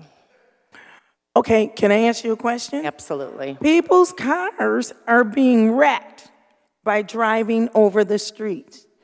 Why can't we give them a rebate when they go and take their cars to get fixed? Because our cars are wrecked from the streets. Why can't you give transponders out of the $3 million that they gave us, because whoever was sitting down in here, all of you, you sold the city out. Hey, I'm at the point now, I'll get censored. I don't give a damn. Where is that money? Can the people get Okay, Commissioner Bernie, you do have to let people transponders? answer questions. You have to let them answer, okay? So, to answer your question, the $3 million is in an account. We've set it aside. The next commission will make that decision unless we decide between now and then, which I agree with Commissioner Rivet's statements in the last meeting, and I think he said it again at this meeting, that we should not make that decision. It should be the next board. So the money is sitting there waiting for them to spend on roads. That's where it is. As to tolling, one second, as to tolling, city residents are not paying for their personal vehicles to do tolling right now. We have a 5-year agreement where the tolls don't cost anything. So if we were to give out transponders, they're already giving out transponders, and if we were to give out tolling beyond that, it would be, again, sending money outside of the city limits, which I don't think the taxpayers within the city of Bay City want to do. So that's what's going on with those two things, just to answer your questions. Okay, I can do you better than that. We don't have electricity half the damn time, and we got to pay for it. Give us a rebate on the damn electricity. You got our money? What the hell? And then you tell us we can't. Well, we have it put away. Censor me. I'll get the hell out and come back tomorrow. But where is our money? I'm going to keep outbursts. Write a resolution. Just like this. Where's our money? Resolution to spend it. It's in an account. You're free to write a resolution, bring it to the next meeting. Every resolution I write, you say you need to rewrite it. I wrote the one about the bridge. He took it. You told him he could have it. I wrote the resolution about the Station 5. You gave it to Morris. Every resolution. Why should I write a resolution? I might as well just say what I want to say. Then Can we get a rebate on the lights, on our electric? write a resolution. You are one of the people who is in the position to do that. Okay, Write a can they pay resolution. taxes downtown? Because we have to pay ours. You're raising them. Do pay You know, they taxes. buy all this stuff uptown. They don't have to pay taxes. Yes, they do. We do. They pay. They didn't have to pay them for 5 years. We do. They pay taxes. Where's the money? I don't know what you're saying. Are we good to move on? Commissioner Rivet.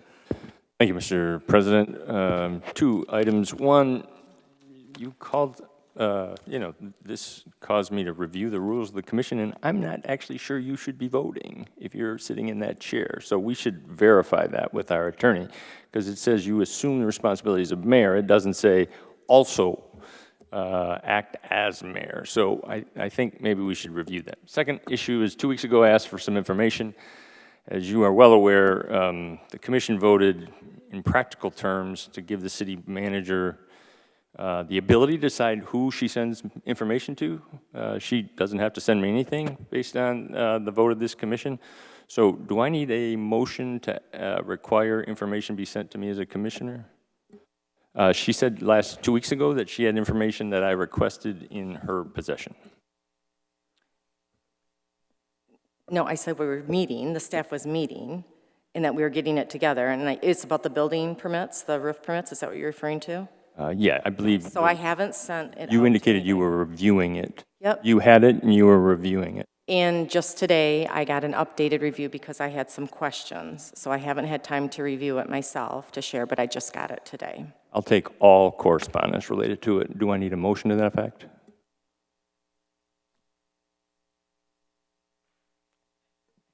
Mr. President? No, I don't think so. Great. You can direct that then. Thank you very much. Thank you. Commissioner Bernie. And I do have to say this, another thing. I'm tired of people writing me in my inbox and saying the most nastiest stuff about am I a Republican, am I a Democrat, independent, and this damn election stuff has had me pissed. I'm not a Republican, I'm not a Trump Kamala, I'm not any of that. I am not a Republican. I'm independent because I tie my damn shoes and I take a shower. And am I partisan? I am partisan. I sin every damn day. And I'm tired of you people asking me what I am because you all want to know. My name is Andrea Elizabeth damn Burney, and I am for the people.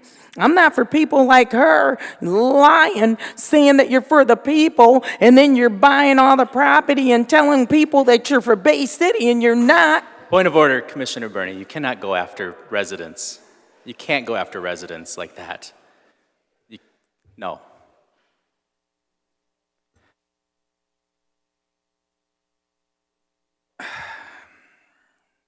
Does anyone else have anything that they'd like to add? Okay. So to Commissioner Rivet's point from earlier, I did look at the rules. It says that the president shall assume the duties, not the role. So I think it's assuming the duties in addition, is the way I'm reading it. So what we'll do is I will ask the attorney to review and come back with a ruling on that, and we will act accordingly, and I will abide by that as well. Anyone else? Okay, Commissioner Hilliker. Just a quick question on that. If we do that, are we going to lapse at all with what the city needs for signing purposes? Because our next commission meeting wouldn't be.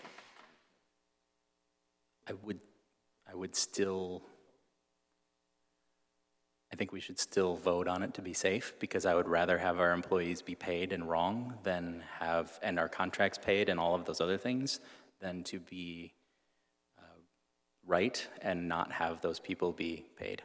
The other option could be that we have just another meeting, just throwing it out there. Commissioner Rivet? Sorry, just to clarify, Mr. President.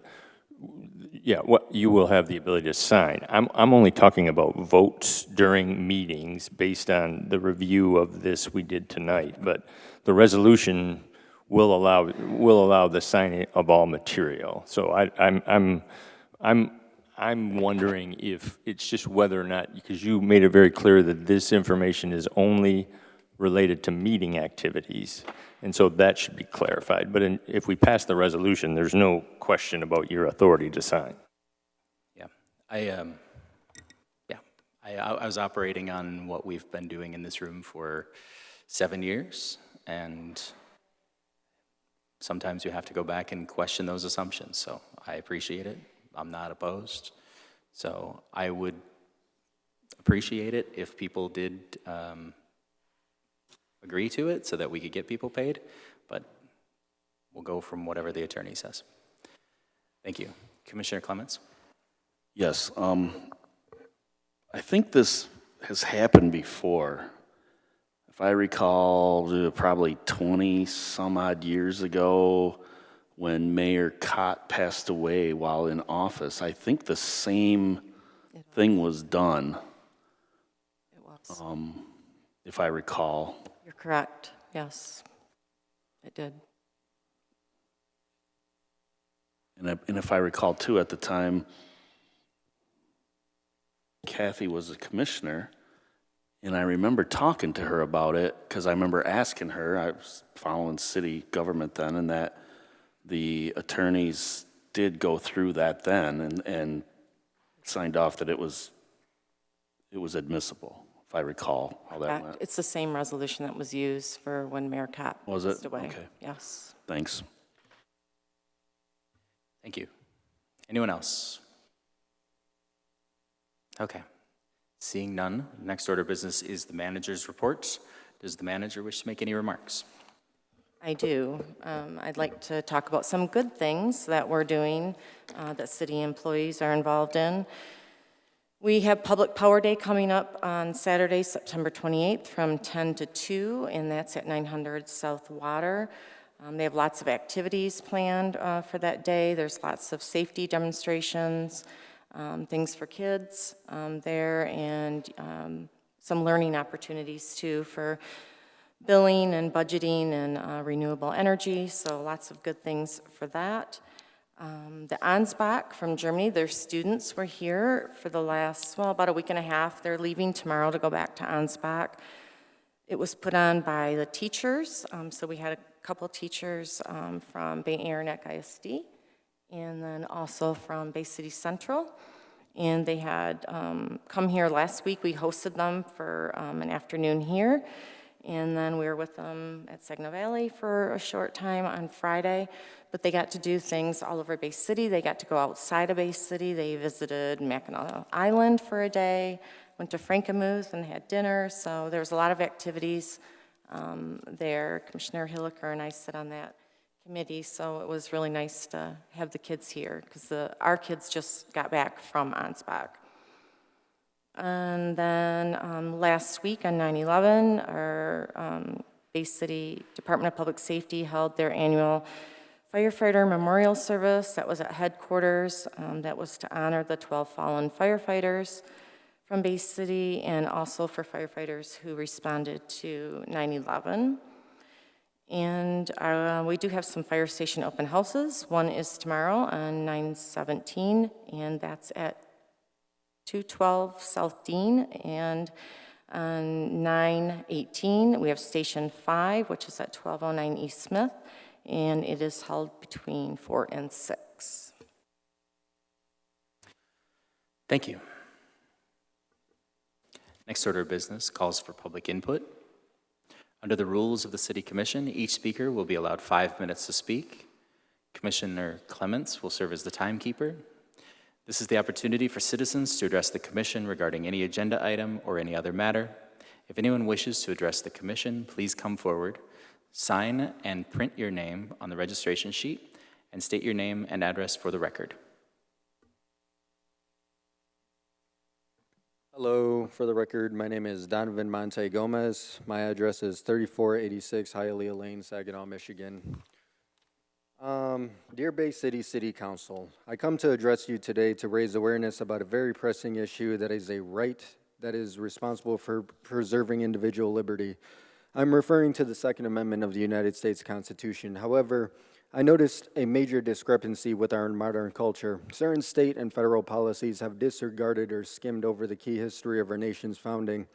I argue that naturally, any government serves to increase its authority over the people. I agree with our constitutional republic's process. However, the mechanisms of influence left to the small few are deprived of active citizen participation. I stand before you to give notice of this dilemma. Primarily, Americanization begins with our youth. They have the most malleable minds. Without the correct influences, their preponderances may never be answered. For the American identity, who we allow to teach such philosophies matter. The right to protest peacefully, the freedom of speech, the right by a trial by jury, the right to a public trial, and more. Ask yourself this: are we preparing our youth to choose liberty or servitude? Are we erecting faculty that genuinely cares about their education? Do we promote programs that develop the free and intellectual minds? Do they understand history, or are they illiterate? Furthermore, these modern-day students are educated by the state or privately, as I was privately educated. Yes, I understand that the state-backed education does not necessarily promote values that promote freedom or liberty for an individual. It is a perpetual cycle because the state has its interests instead of the interests of the people. We are pushed through instead of making the grades required to pass. History has shown that certain auxiliary precautions are needed to prevent the dangers of invasion from within and without. This, I argue, starts with education, and no different than Madison or Hamilton, while constructing the Federalist Papers. In order to extend their influence, they wrote these papers. Specifically, I referenced Federalist Paper number 51. Okay, so, yeah, that was that I just came up with. But, so currently, right now, these petitions for Michigan court-ordered mental health are going around. That's actually kind of what I'm referencing. So, in essence, as we continue to accept this, I was billed about $33,000 while I was involuntarily hospitalized for some people who conspired against me, and they lied. And so I never had a trial by jury as I requested by my lawyer, and it leaves me extremely distraught. It was basically Governor Gretchen Whitmer's appointed Judge David M. Morawski out in Kent County who basically signed the papers, but, you know, following the judicial procedures that we just currently accept in society, I don't know where they pass these laws at, probably in some back room, closed doors, that's probably so distant from the depository of the people, where it's for the purpose of the sole compliance and fatiguing us into compliance with their measures. But anyways, I'm going through the process right now. And yeah, gun rights are revoked, all that other stuff, but in order to actually have the gun argument, we have to educate our students and actually make them aware that, you know, like, it could be a lot of fun, but they're also very dangerous to be around. The gun itself isn't the danger, it's the individual. And if we don't cultivate generations of students that are responsible, then there will be chaos ensued in our society. There's also a $2 billion project that was currently being admitted, and any citizen here should be aware that all of these involuntary mental health petitions, what we need is strong families, God incorporated in our schools, and a strong sense of moral purpose in society. Betraying your neighbor and basically casting them to the stone is definitely not good. So be aware of those petitions. You basically have to voluntarily, forcefully comply with the measures of the state. And if you don't, your rights will be revoked too. So yeah, that's kind of all I have. Let's revolutionize the culture for the better, huh? That's it. Thank you. Sir, did you sign the registration sheet? Okay, I just missed it. Thank you. Is there anyone else?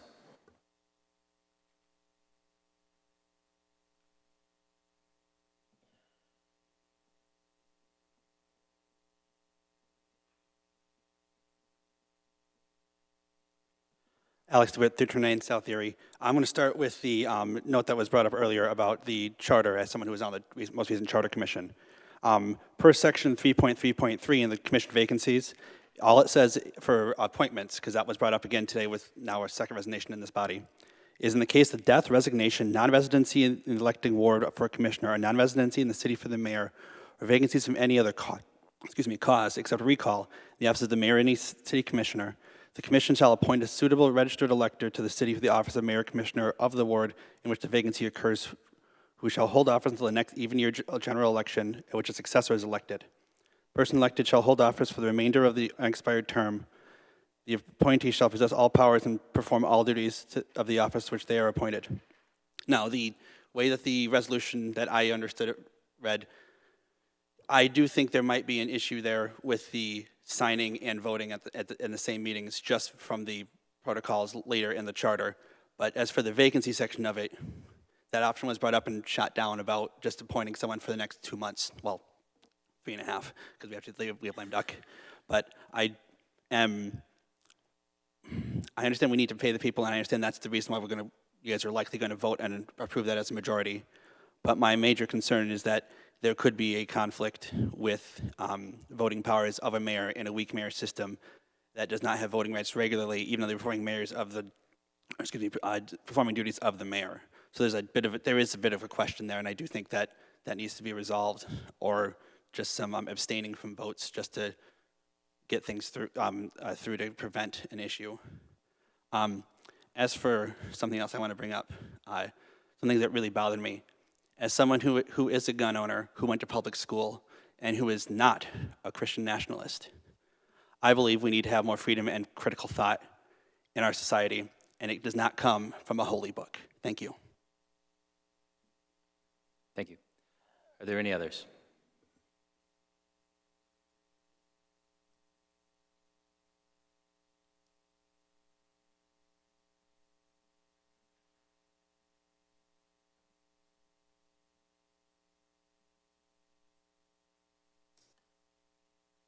Good evening. I have just a quick update for you. Bay City Bridge Partners is having, Melinda Schreiner, representing Bay City Bridge Partners. We're having a customer appreciation event on September 24th from 11 a.m. to 1 p.m. To celebrate the residents and the non-residents who have created BC Pass accounts and are using Liberty Bridge and/or anticipating using Independence Bridge. Anyone who doesn't have an account can still come and enjoy free food and drinks if they set up an account that day. We just ask people to come into the walk-in center to pick up a food ticket, and you can redeem that outside at a food truck that will be next to our office on Washington and Center. Also want to report that Bay Metro will soon begin using Liberty and eventually Independence to transport their riders at a significantly discounted rate. Looking ahead, there are two critical messages for the community. One, don't wait. Please don't wait to get a BC Pass until MDOT closes Lafayette or until Indy begins tolling. While we are preparing for increased demand at that time, we truly want people to get their accounts created and have a few crossings under their belt so they know how electronic tolling works while we still have this extended grace period without late fees, which, by the way, we will be continuing until at least January 1, 2025, and with the waived and/or reduced pay-by-mail policies. So please don't wait. And then also, the community should understand that we have no control over MDOT and their scheduling for Lafayette. Independence Bridge is on schedule to be substantially complete by the end of 2024. However, it's very likely that commissioning and testing of the movable portion of the bridge and repaving the median will require some short-term temporary closures. This is similar to the work that occurred on Liberty Bridge. Please know that we are very sensitive to the impact this will have on the community, and we're doing everything we can with contractors to minimize that impact, and will attempt to schedule this work at nighttime whenever possible. Thank you. Are there any others?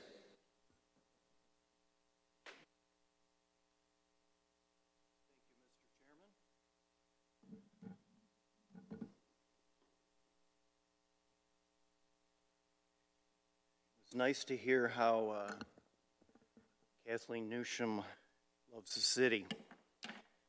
I love Bay County, but I love it the way it is now. As soon as I sign this, I'm going to tell you about it.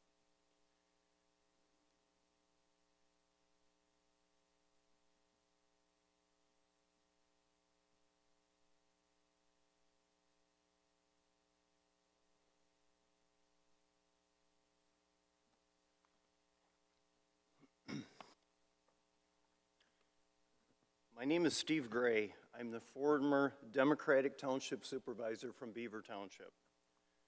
I now live in Bangor. I want to speak to you today about Public Act 233, which will go into effect later this year. This law deals with the state takeover of township zoning ordinance for wind and solar projects. This law will give the State of Michigan Public Service Commission the power to approve special use permits for wind, solar, and battery storage units. This law also places those projects 2 to 3 times as close to a person's home as township ordinances currently follow. For example, a wind turbine can be placed only 1,000 feet from a person's new home under the governor's rules. However, the World Health Organization recommends 2,000 feet from a residential home. Currently, across the state of Michigan, rural residents have been suffering with a wind turbine setback of 1,400 feet, which can severely affect quality of life and cause a significant decline in property values. This new law will make things even worse. Even here in the city, no one is safe from the detrimental effects of this law.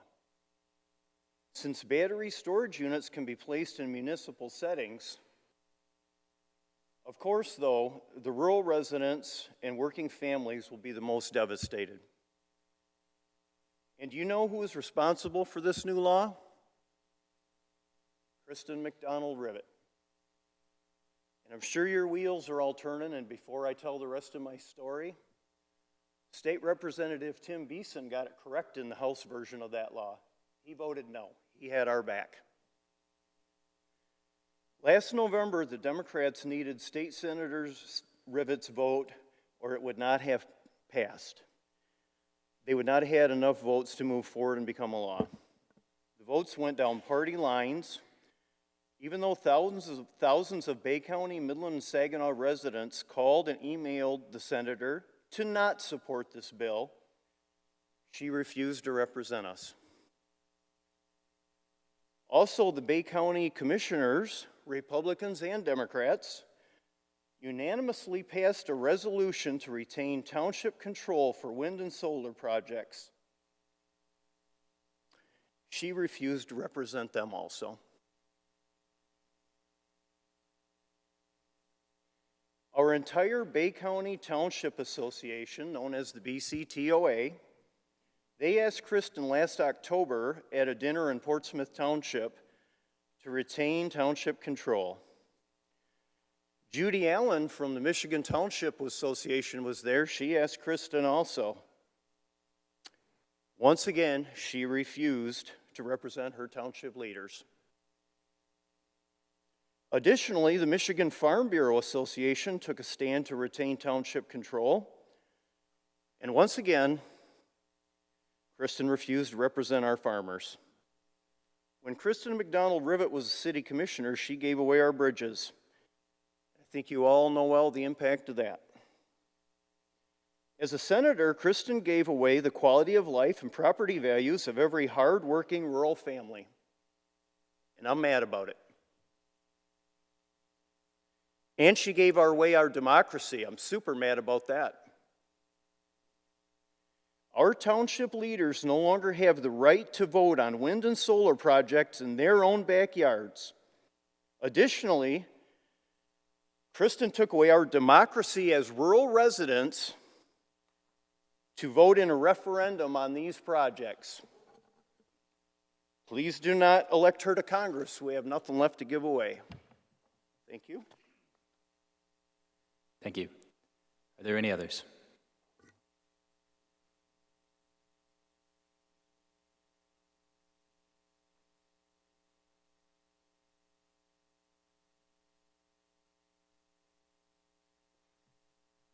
Excuse me. I wasn't going to.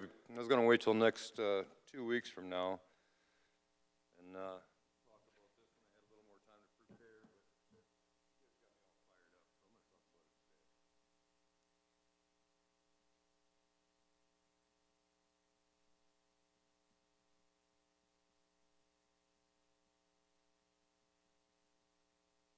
today. All right, I'm Michael Prime. I live over here, 416 Franklin Street in Bay City. There's a few things, most of them I just brought up tonight, and I'll talk about them very briefly. Trailers in the yard, you make people move the trailers off the yard, you know it's illegal to park them on the street. Just saying. Another one, $400,000 for a stop signal. I spent 20 years in the Navy, and we didn't even pay, contrary to popular belief, we don't pay $400 for a hammer or a toilet seat. We're paying $400,000 for a stop signal? I don't know. And this road out here, too, that was another one that kind of came to mind when I drive this road every day, the one right out here in front of the courthouse. And until about, I don't know, a month and a half, 2 months ago, there was a crack about 2 inches, maybe 2.5 inches wide that ran all the way down it. Aside from that, that road was beautiful. But we got these beautiful buildings over here and this new downtown stuff over here, so we decided to replace that section of road. I'm assuming that's why, is because we got that section of road over here and the beautiful buildings, and it used to be a nice section of road, so I don't know that we're really spending our money all that wisely.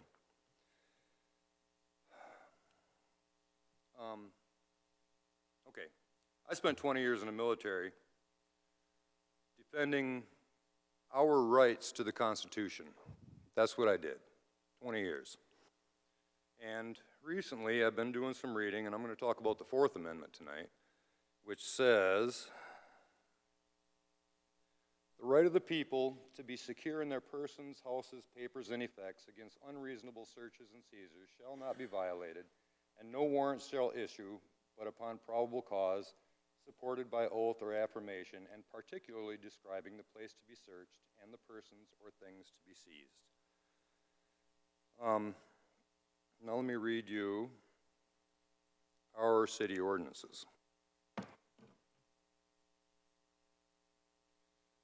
Loitering or prowling, that's what it's talking about, loitering or prowling.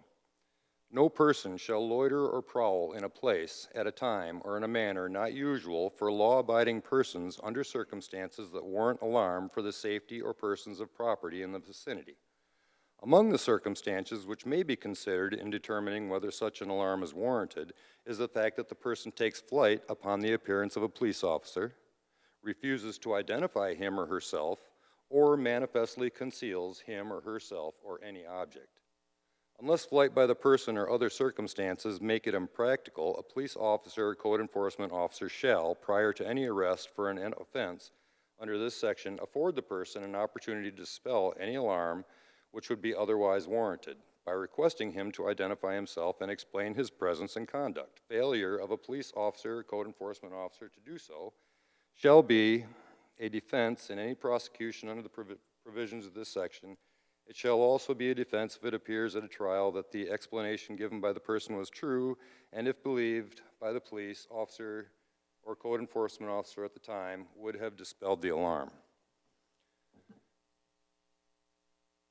Okay, so what that says, I'm going to paraphrase that. If you look suspicious, and I'm a police officer, I can pull you over, and I can ask who you are, and I can ask where you're going, what you're doing, why you're doing it, and where you're going, or, et cetera, if I'm a police officer. The Fourth Amendment, and there's all kinds of case law, and you guys might want to talk to the city attorney about this, to a civil rights attorney, maybe even.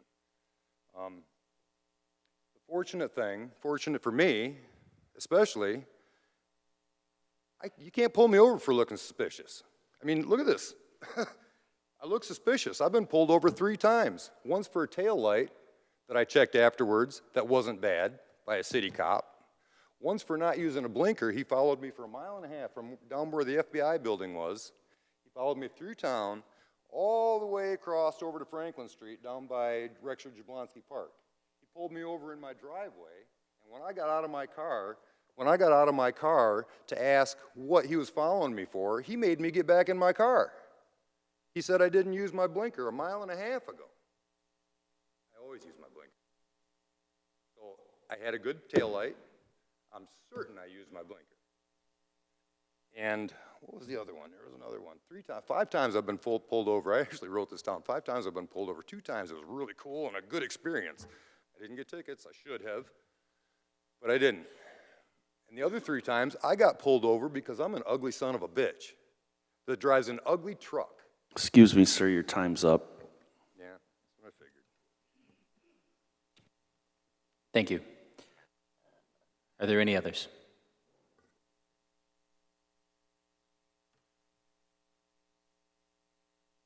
James Priest, 1403 South Monroe.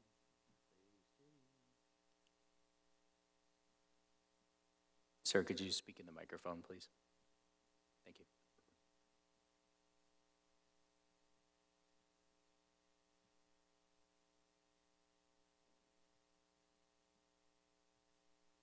Okay, just something that he's mentioned how he got pulled over. My daughter recently got pulled over by police out on Euclid. She wasn't speeding, no reason.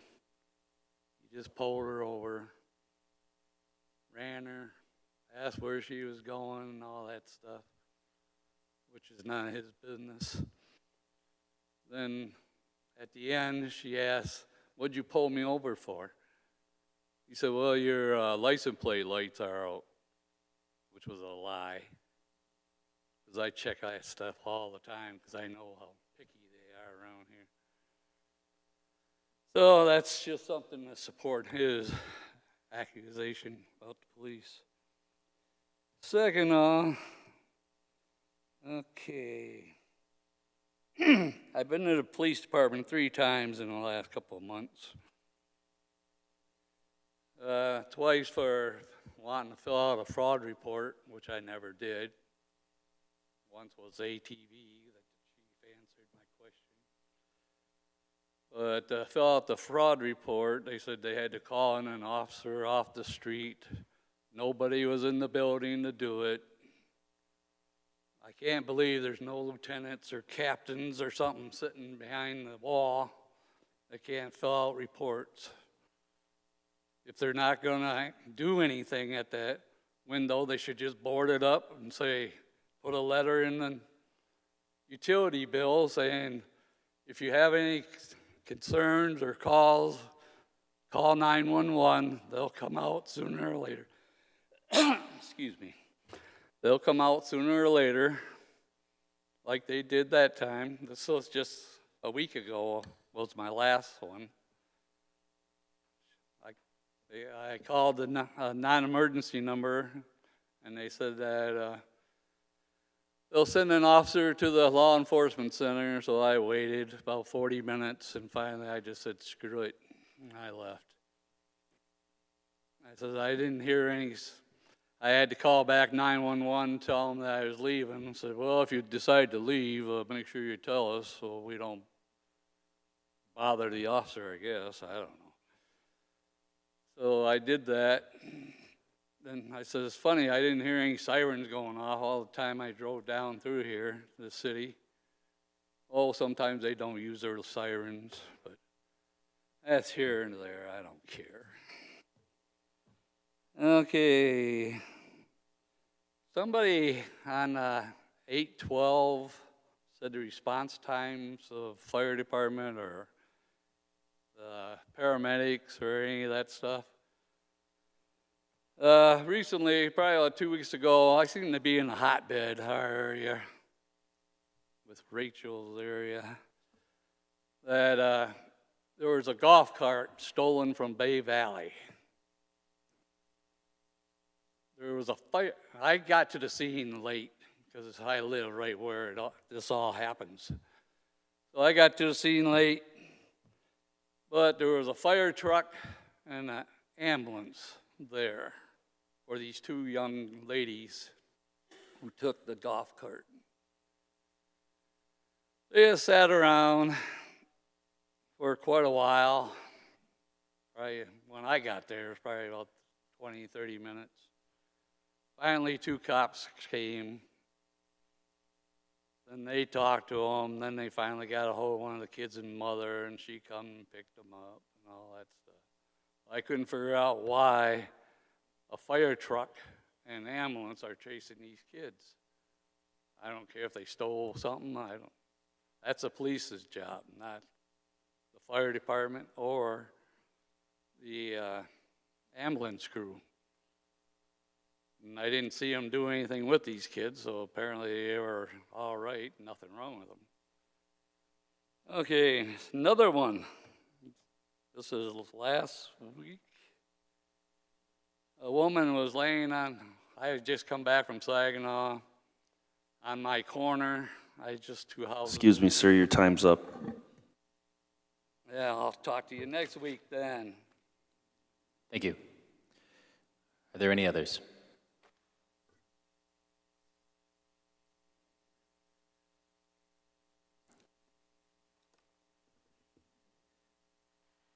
Seeing none, we will move on to the next order of business.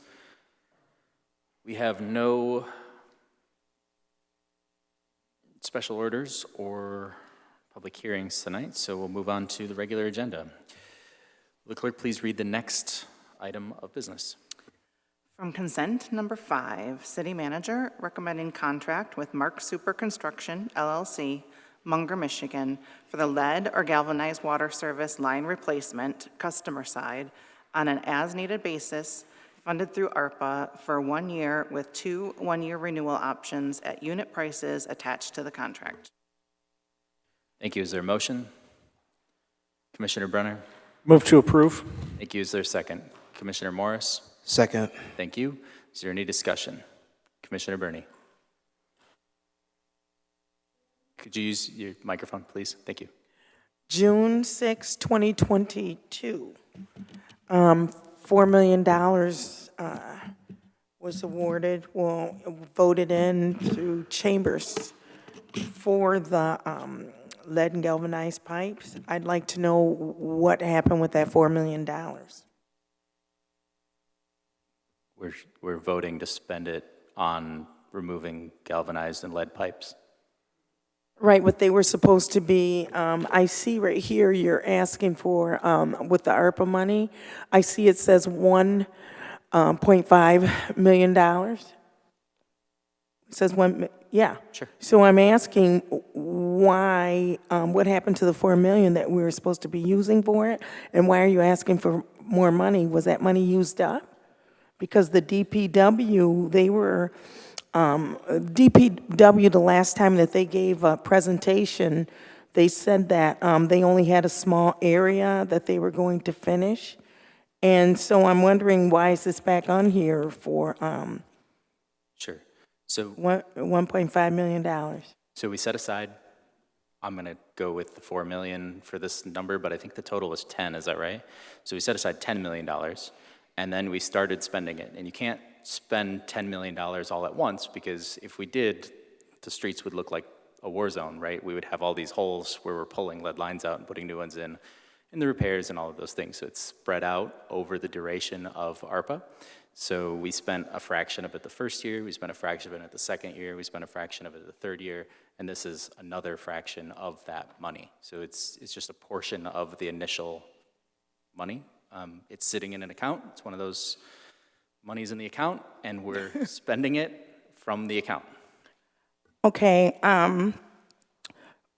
like I said, DPW, they gave a presentation which they said that they had only a small portion that was left over for them to do. So that was a presentation. Well, I'll pull that up for you too.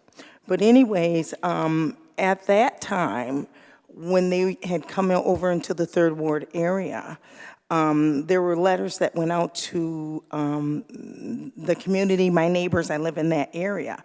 And it was in the paper that $500,000 from the CDBG HUD program, it was being used also for that lead and galvanized pipes.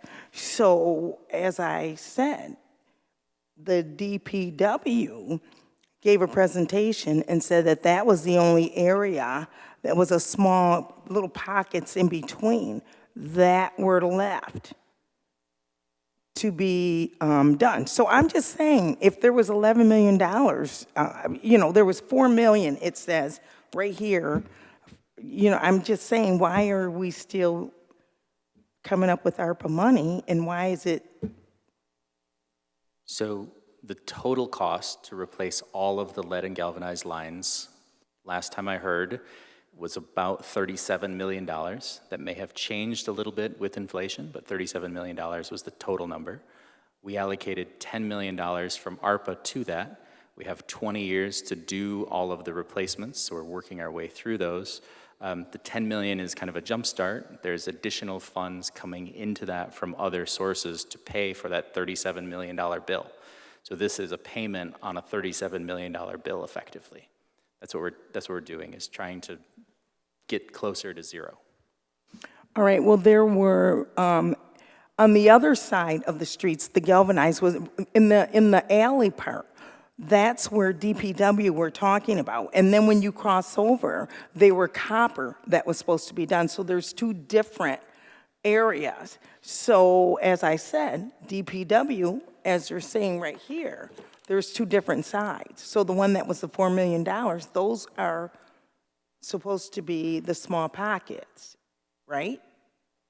So I'm not, I don't even know what kind of engineer that is, a civil engineer, I'm assuming, so I don't know the rhyme or reason why they're picking the individual houses, but they're not doing copper lines, they're only doing lead and galvanized, and I believe they're prioritizing lead over galvanized, as they should, as I hope they would. So if you can do a bunch of jobs in a close area, you don't have to pay for transportation between jobs. Makes it easier to do, makes the cost per house lower. So they do them in kind of pockets. So I think you might be referring to a presentation where they said they were doing a pocket in a given year, but this will be a different pocket, or this might be spread out or as needed. Just a little bit different, but still paying down the $37 million bill. Okay. Have to replace them all and replace some. All right, I mean, all these speculations are really starting to, you know, I'm just not feeling the speculations about, you know, we put the money up, we did, you know, we don't know, we'll have to look into it. I would like to have DPW come in to explain that more to the community. We'd like to know where that, you know, where we stand with these galvanized and lead pipes. I would also like to know, you know, I just need to know where that $3 million is, and we would like to know where, you know, you said you were going to bring it out. We were supposed to be knowing where it was going to be spent. I mean, these are things that the public need to know. I mean, it's like I'm really getting tired of, well, you know, this roundabout. So please have DPW come in and tell us again where we stand with this galvanized pipe thing, because we're asking for more money. And please let us know where that $3 million is that we sold those bridges. You know, they gave us $5 million for it, so, you know, that money can be used because it's our money, the community. So first do the DPW, please, please, please. Okay, we will Thank you. get a presentation from the DPW on lead service lines. The bridge money is a different thing, but we'll get that clarified with everybody. I hope they understand this isn't asking for more money, it's just spending the money that we put in that account. So that's all it is. And that's it. Commissioner Brunner? Call the question. Thank you. Will the clerk please call the roll? Commissioner Gerard, Yes. Clements, Yes. Morris, Yes. Duckett, Yes. Yes. Rivet, Bernie, Yes. Brunner, Yes. Hilliker. Yes. 8 yes. Motion is adopted. Will the clerk please call the next item on the agenda? Consent item 6, city manager recommending contract with FOCO Inc., DBA Dependable Sewer Cleaners, Bay City, for the lead or galvanized water services line replacement, customer side, on an as-needed basis, funded through ARPA, for 1 year with 2 one-year renewal options at unit prices attached to the contract. Thank you. Is there a motion? Commissioner Gerard? Move to approve. Thank you. Commissioner Clements? Second. Thank you. Is there any discussion on this one? Commissioner Bernie? Okay, as needed. How do you know if it's as needed? So if it's not needed, where's the money going? Are you pocketing the money if it's as needed? That's what I'm just not understanding here. When you say as needed, where's the money?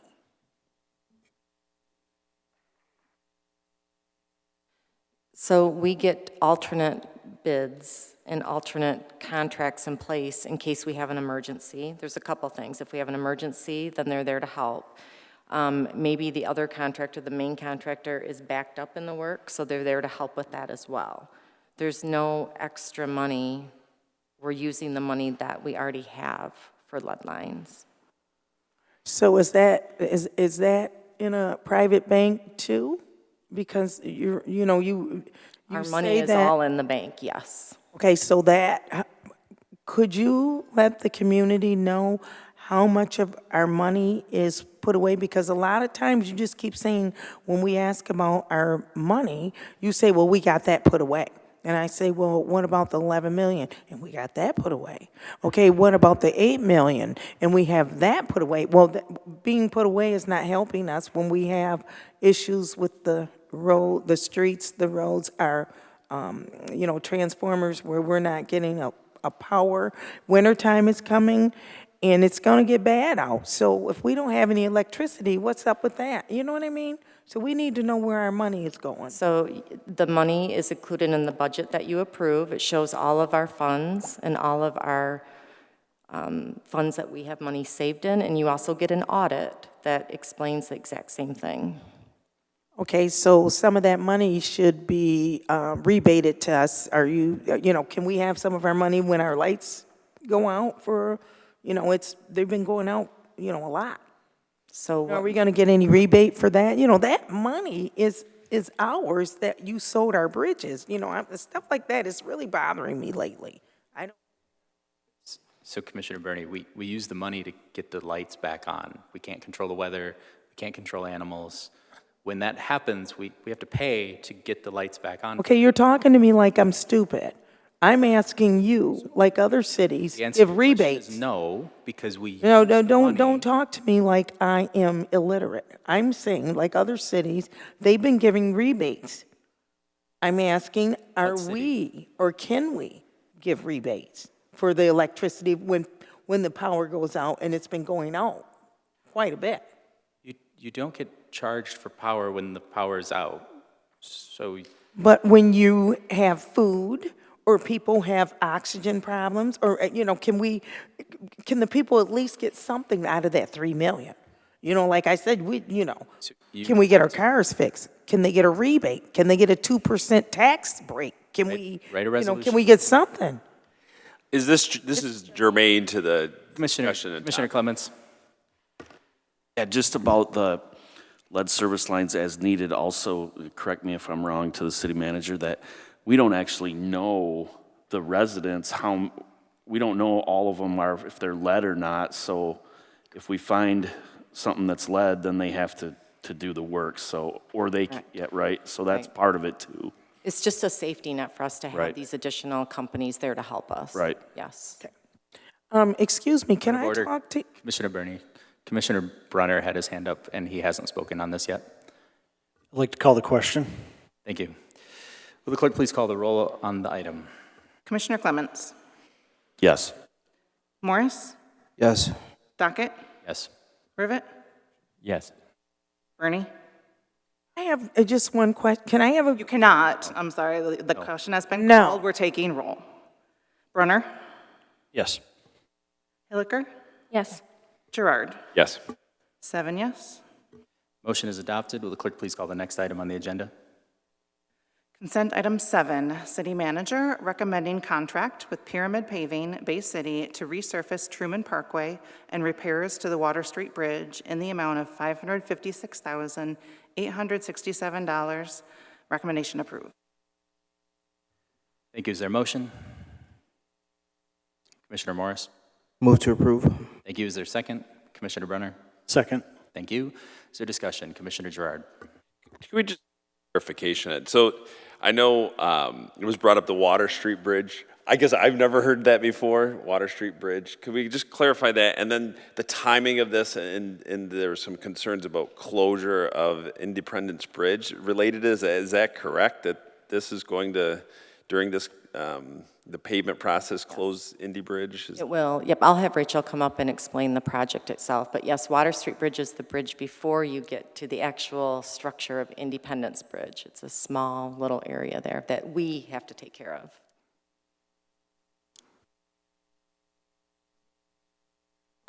So this project, there's 2 parts to it. We're going to be doing, on the bridge, we're going to be repairing the concrete, doing concrete repairs on that, and then we're going to put an epoxy overlay, which is going to extend the life of the bridge for quite some time.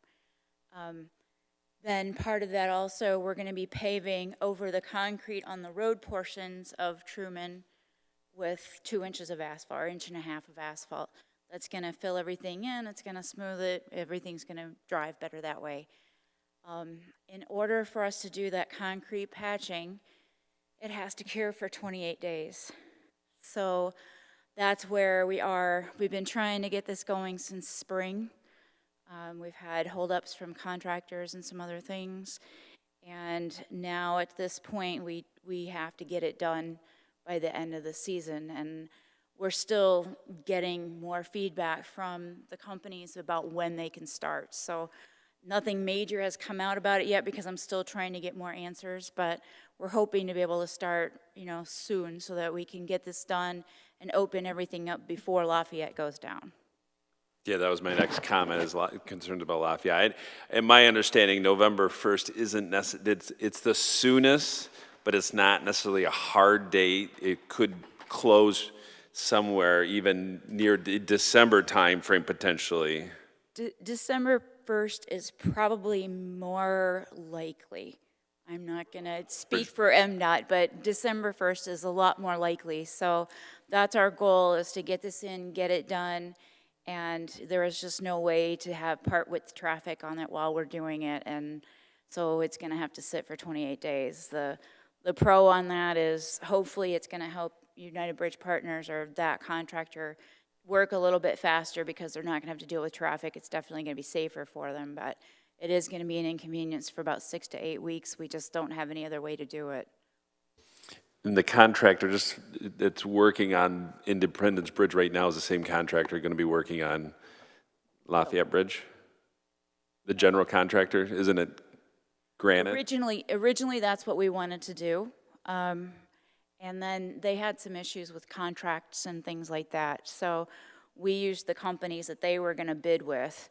And Pyramid Paving is going to prime the project. They're going to bring in other local contractors. He was asking about Lafayette Bridge, that they're using the same as UBP. I'm sorry. The same company who's building the bridges, they're the same. Independence Bridge and Lafayette Bridge and Liberty Bridge are all the same contractor, yes. Sorry about that. Okay, no, that's okay. Thank you for the clarification. I appreciate it. Thank you. Are there any others? Seeing none, will the clerk please call the roll? Commissioner Dockett? Yes. Rivet? Yes. Bernie? Yes. Brenner? Yes. Hilliker? Yes. Gerard? Yes. Clements? Yes. Morris? Yes. 8 yes. Thank you. Just procedurally, it's fine. Never mind. Will the clerk please read the next item on the agenda? Consent item 10, action plan for system improvements for the 26th Street substation, September update, recommendation receive. Thank you. Is there a motion? Commissioner Hilliker? Move to receive? Thank you. Second, Commissioner Clements? Second. Thank you. Is there any discussion? Commissioner Girard? Yes, I just pulled it. If Mr. Webster, if it's practical to have him just come up, and I know this is a great reading report just to kind of give a synopsis. I know we had a couple recent power outages, but one I know was a squirrel, and then I don't know recent, but they came on actually sooner than actually what they estimated at the time to be done before the Lions game. We definitely got in just before the 1 o'clock Lions game on Sunday. We had crews that actually went out and to see what that particular cause was. It wasn't any wildlife that we could determine. Typically, we find them around the location of the outage or where it occurred. That's why that one actually took a little bit longer, because when we go out and we can't find anything at the location where the actual outage is, our crews actually run the lines out to make sure there isn't trees down or a car pole accident or something that inevitably will cause that to occur. At the location that was there was some equipment that it likely failed. We don't know why it failed, if it was due to age or if there was lightning at a previous time that weakened it. But what we did notice is in that general area, construction was done around the same time. So what we're going to do, and what we had a conversation today, is we are going to do upgrades, to the facilities that are in that area that were about the similar age, so that nothing like this happens in that area again. Okay, thank you, and I do appreciate those updates.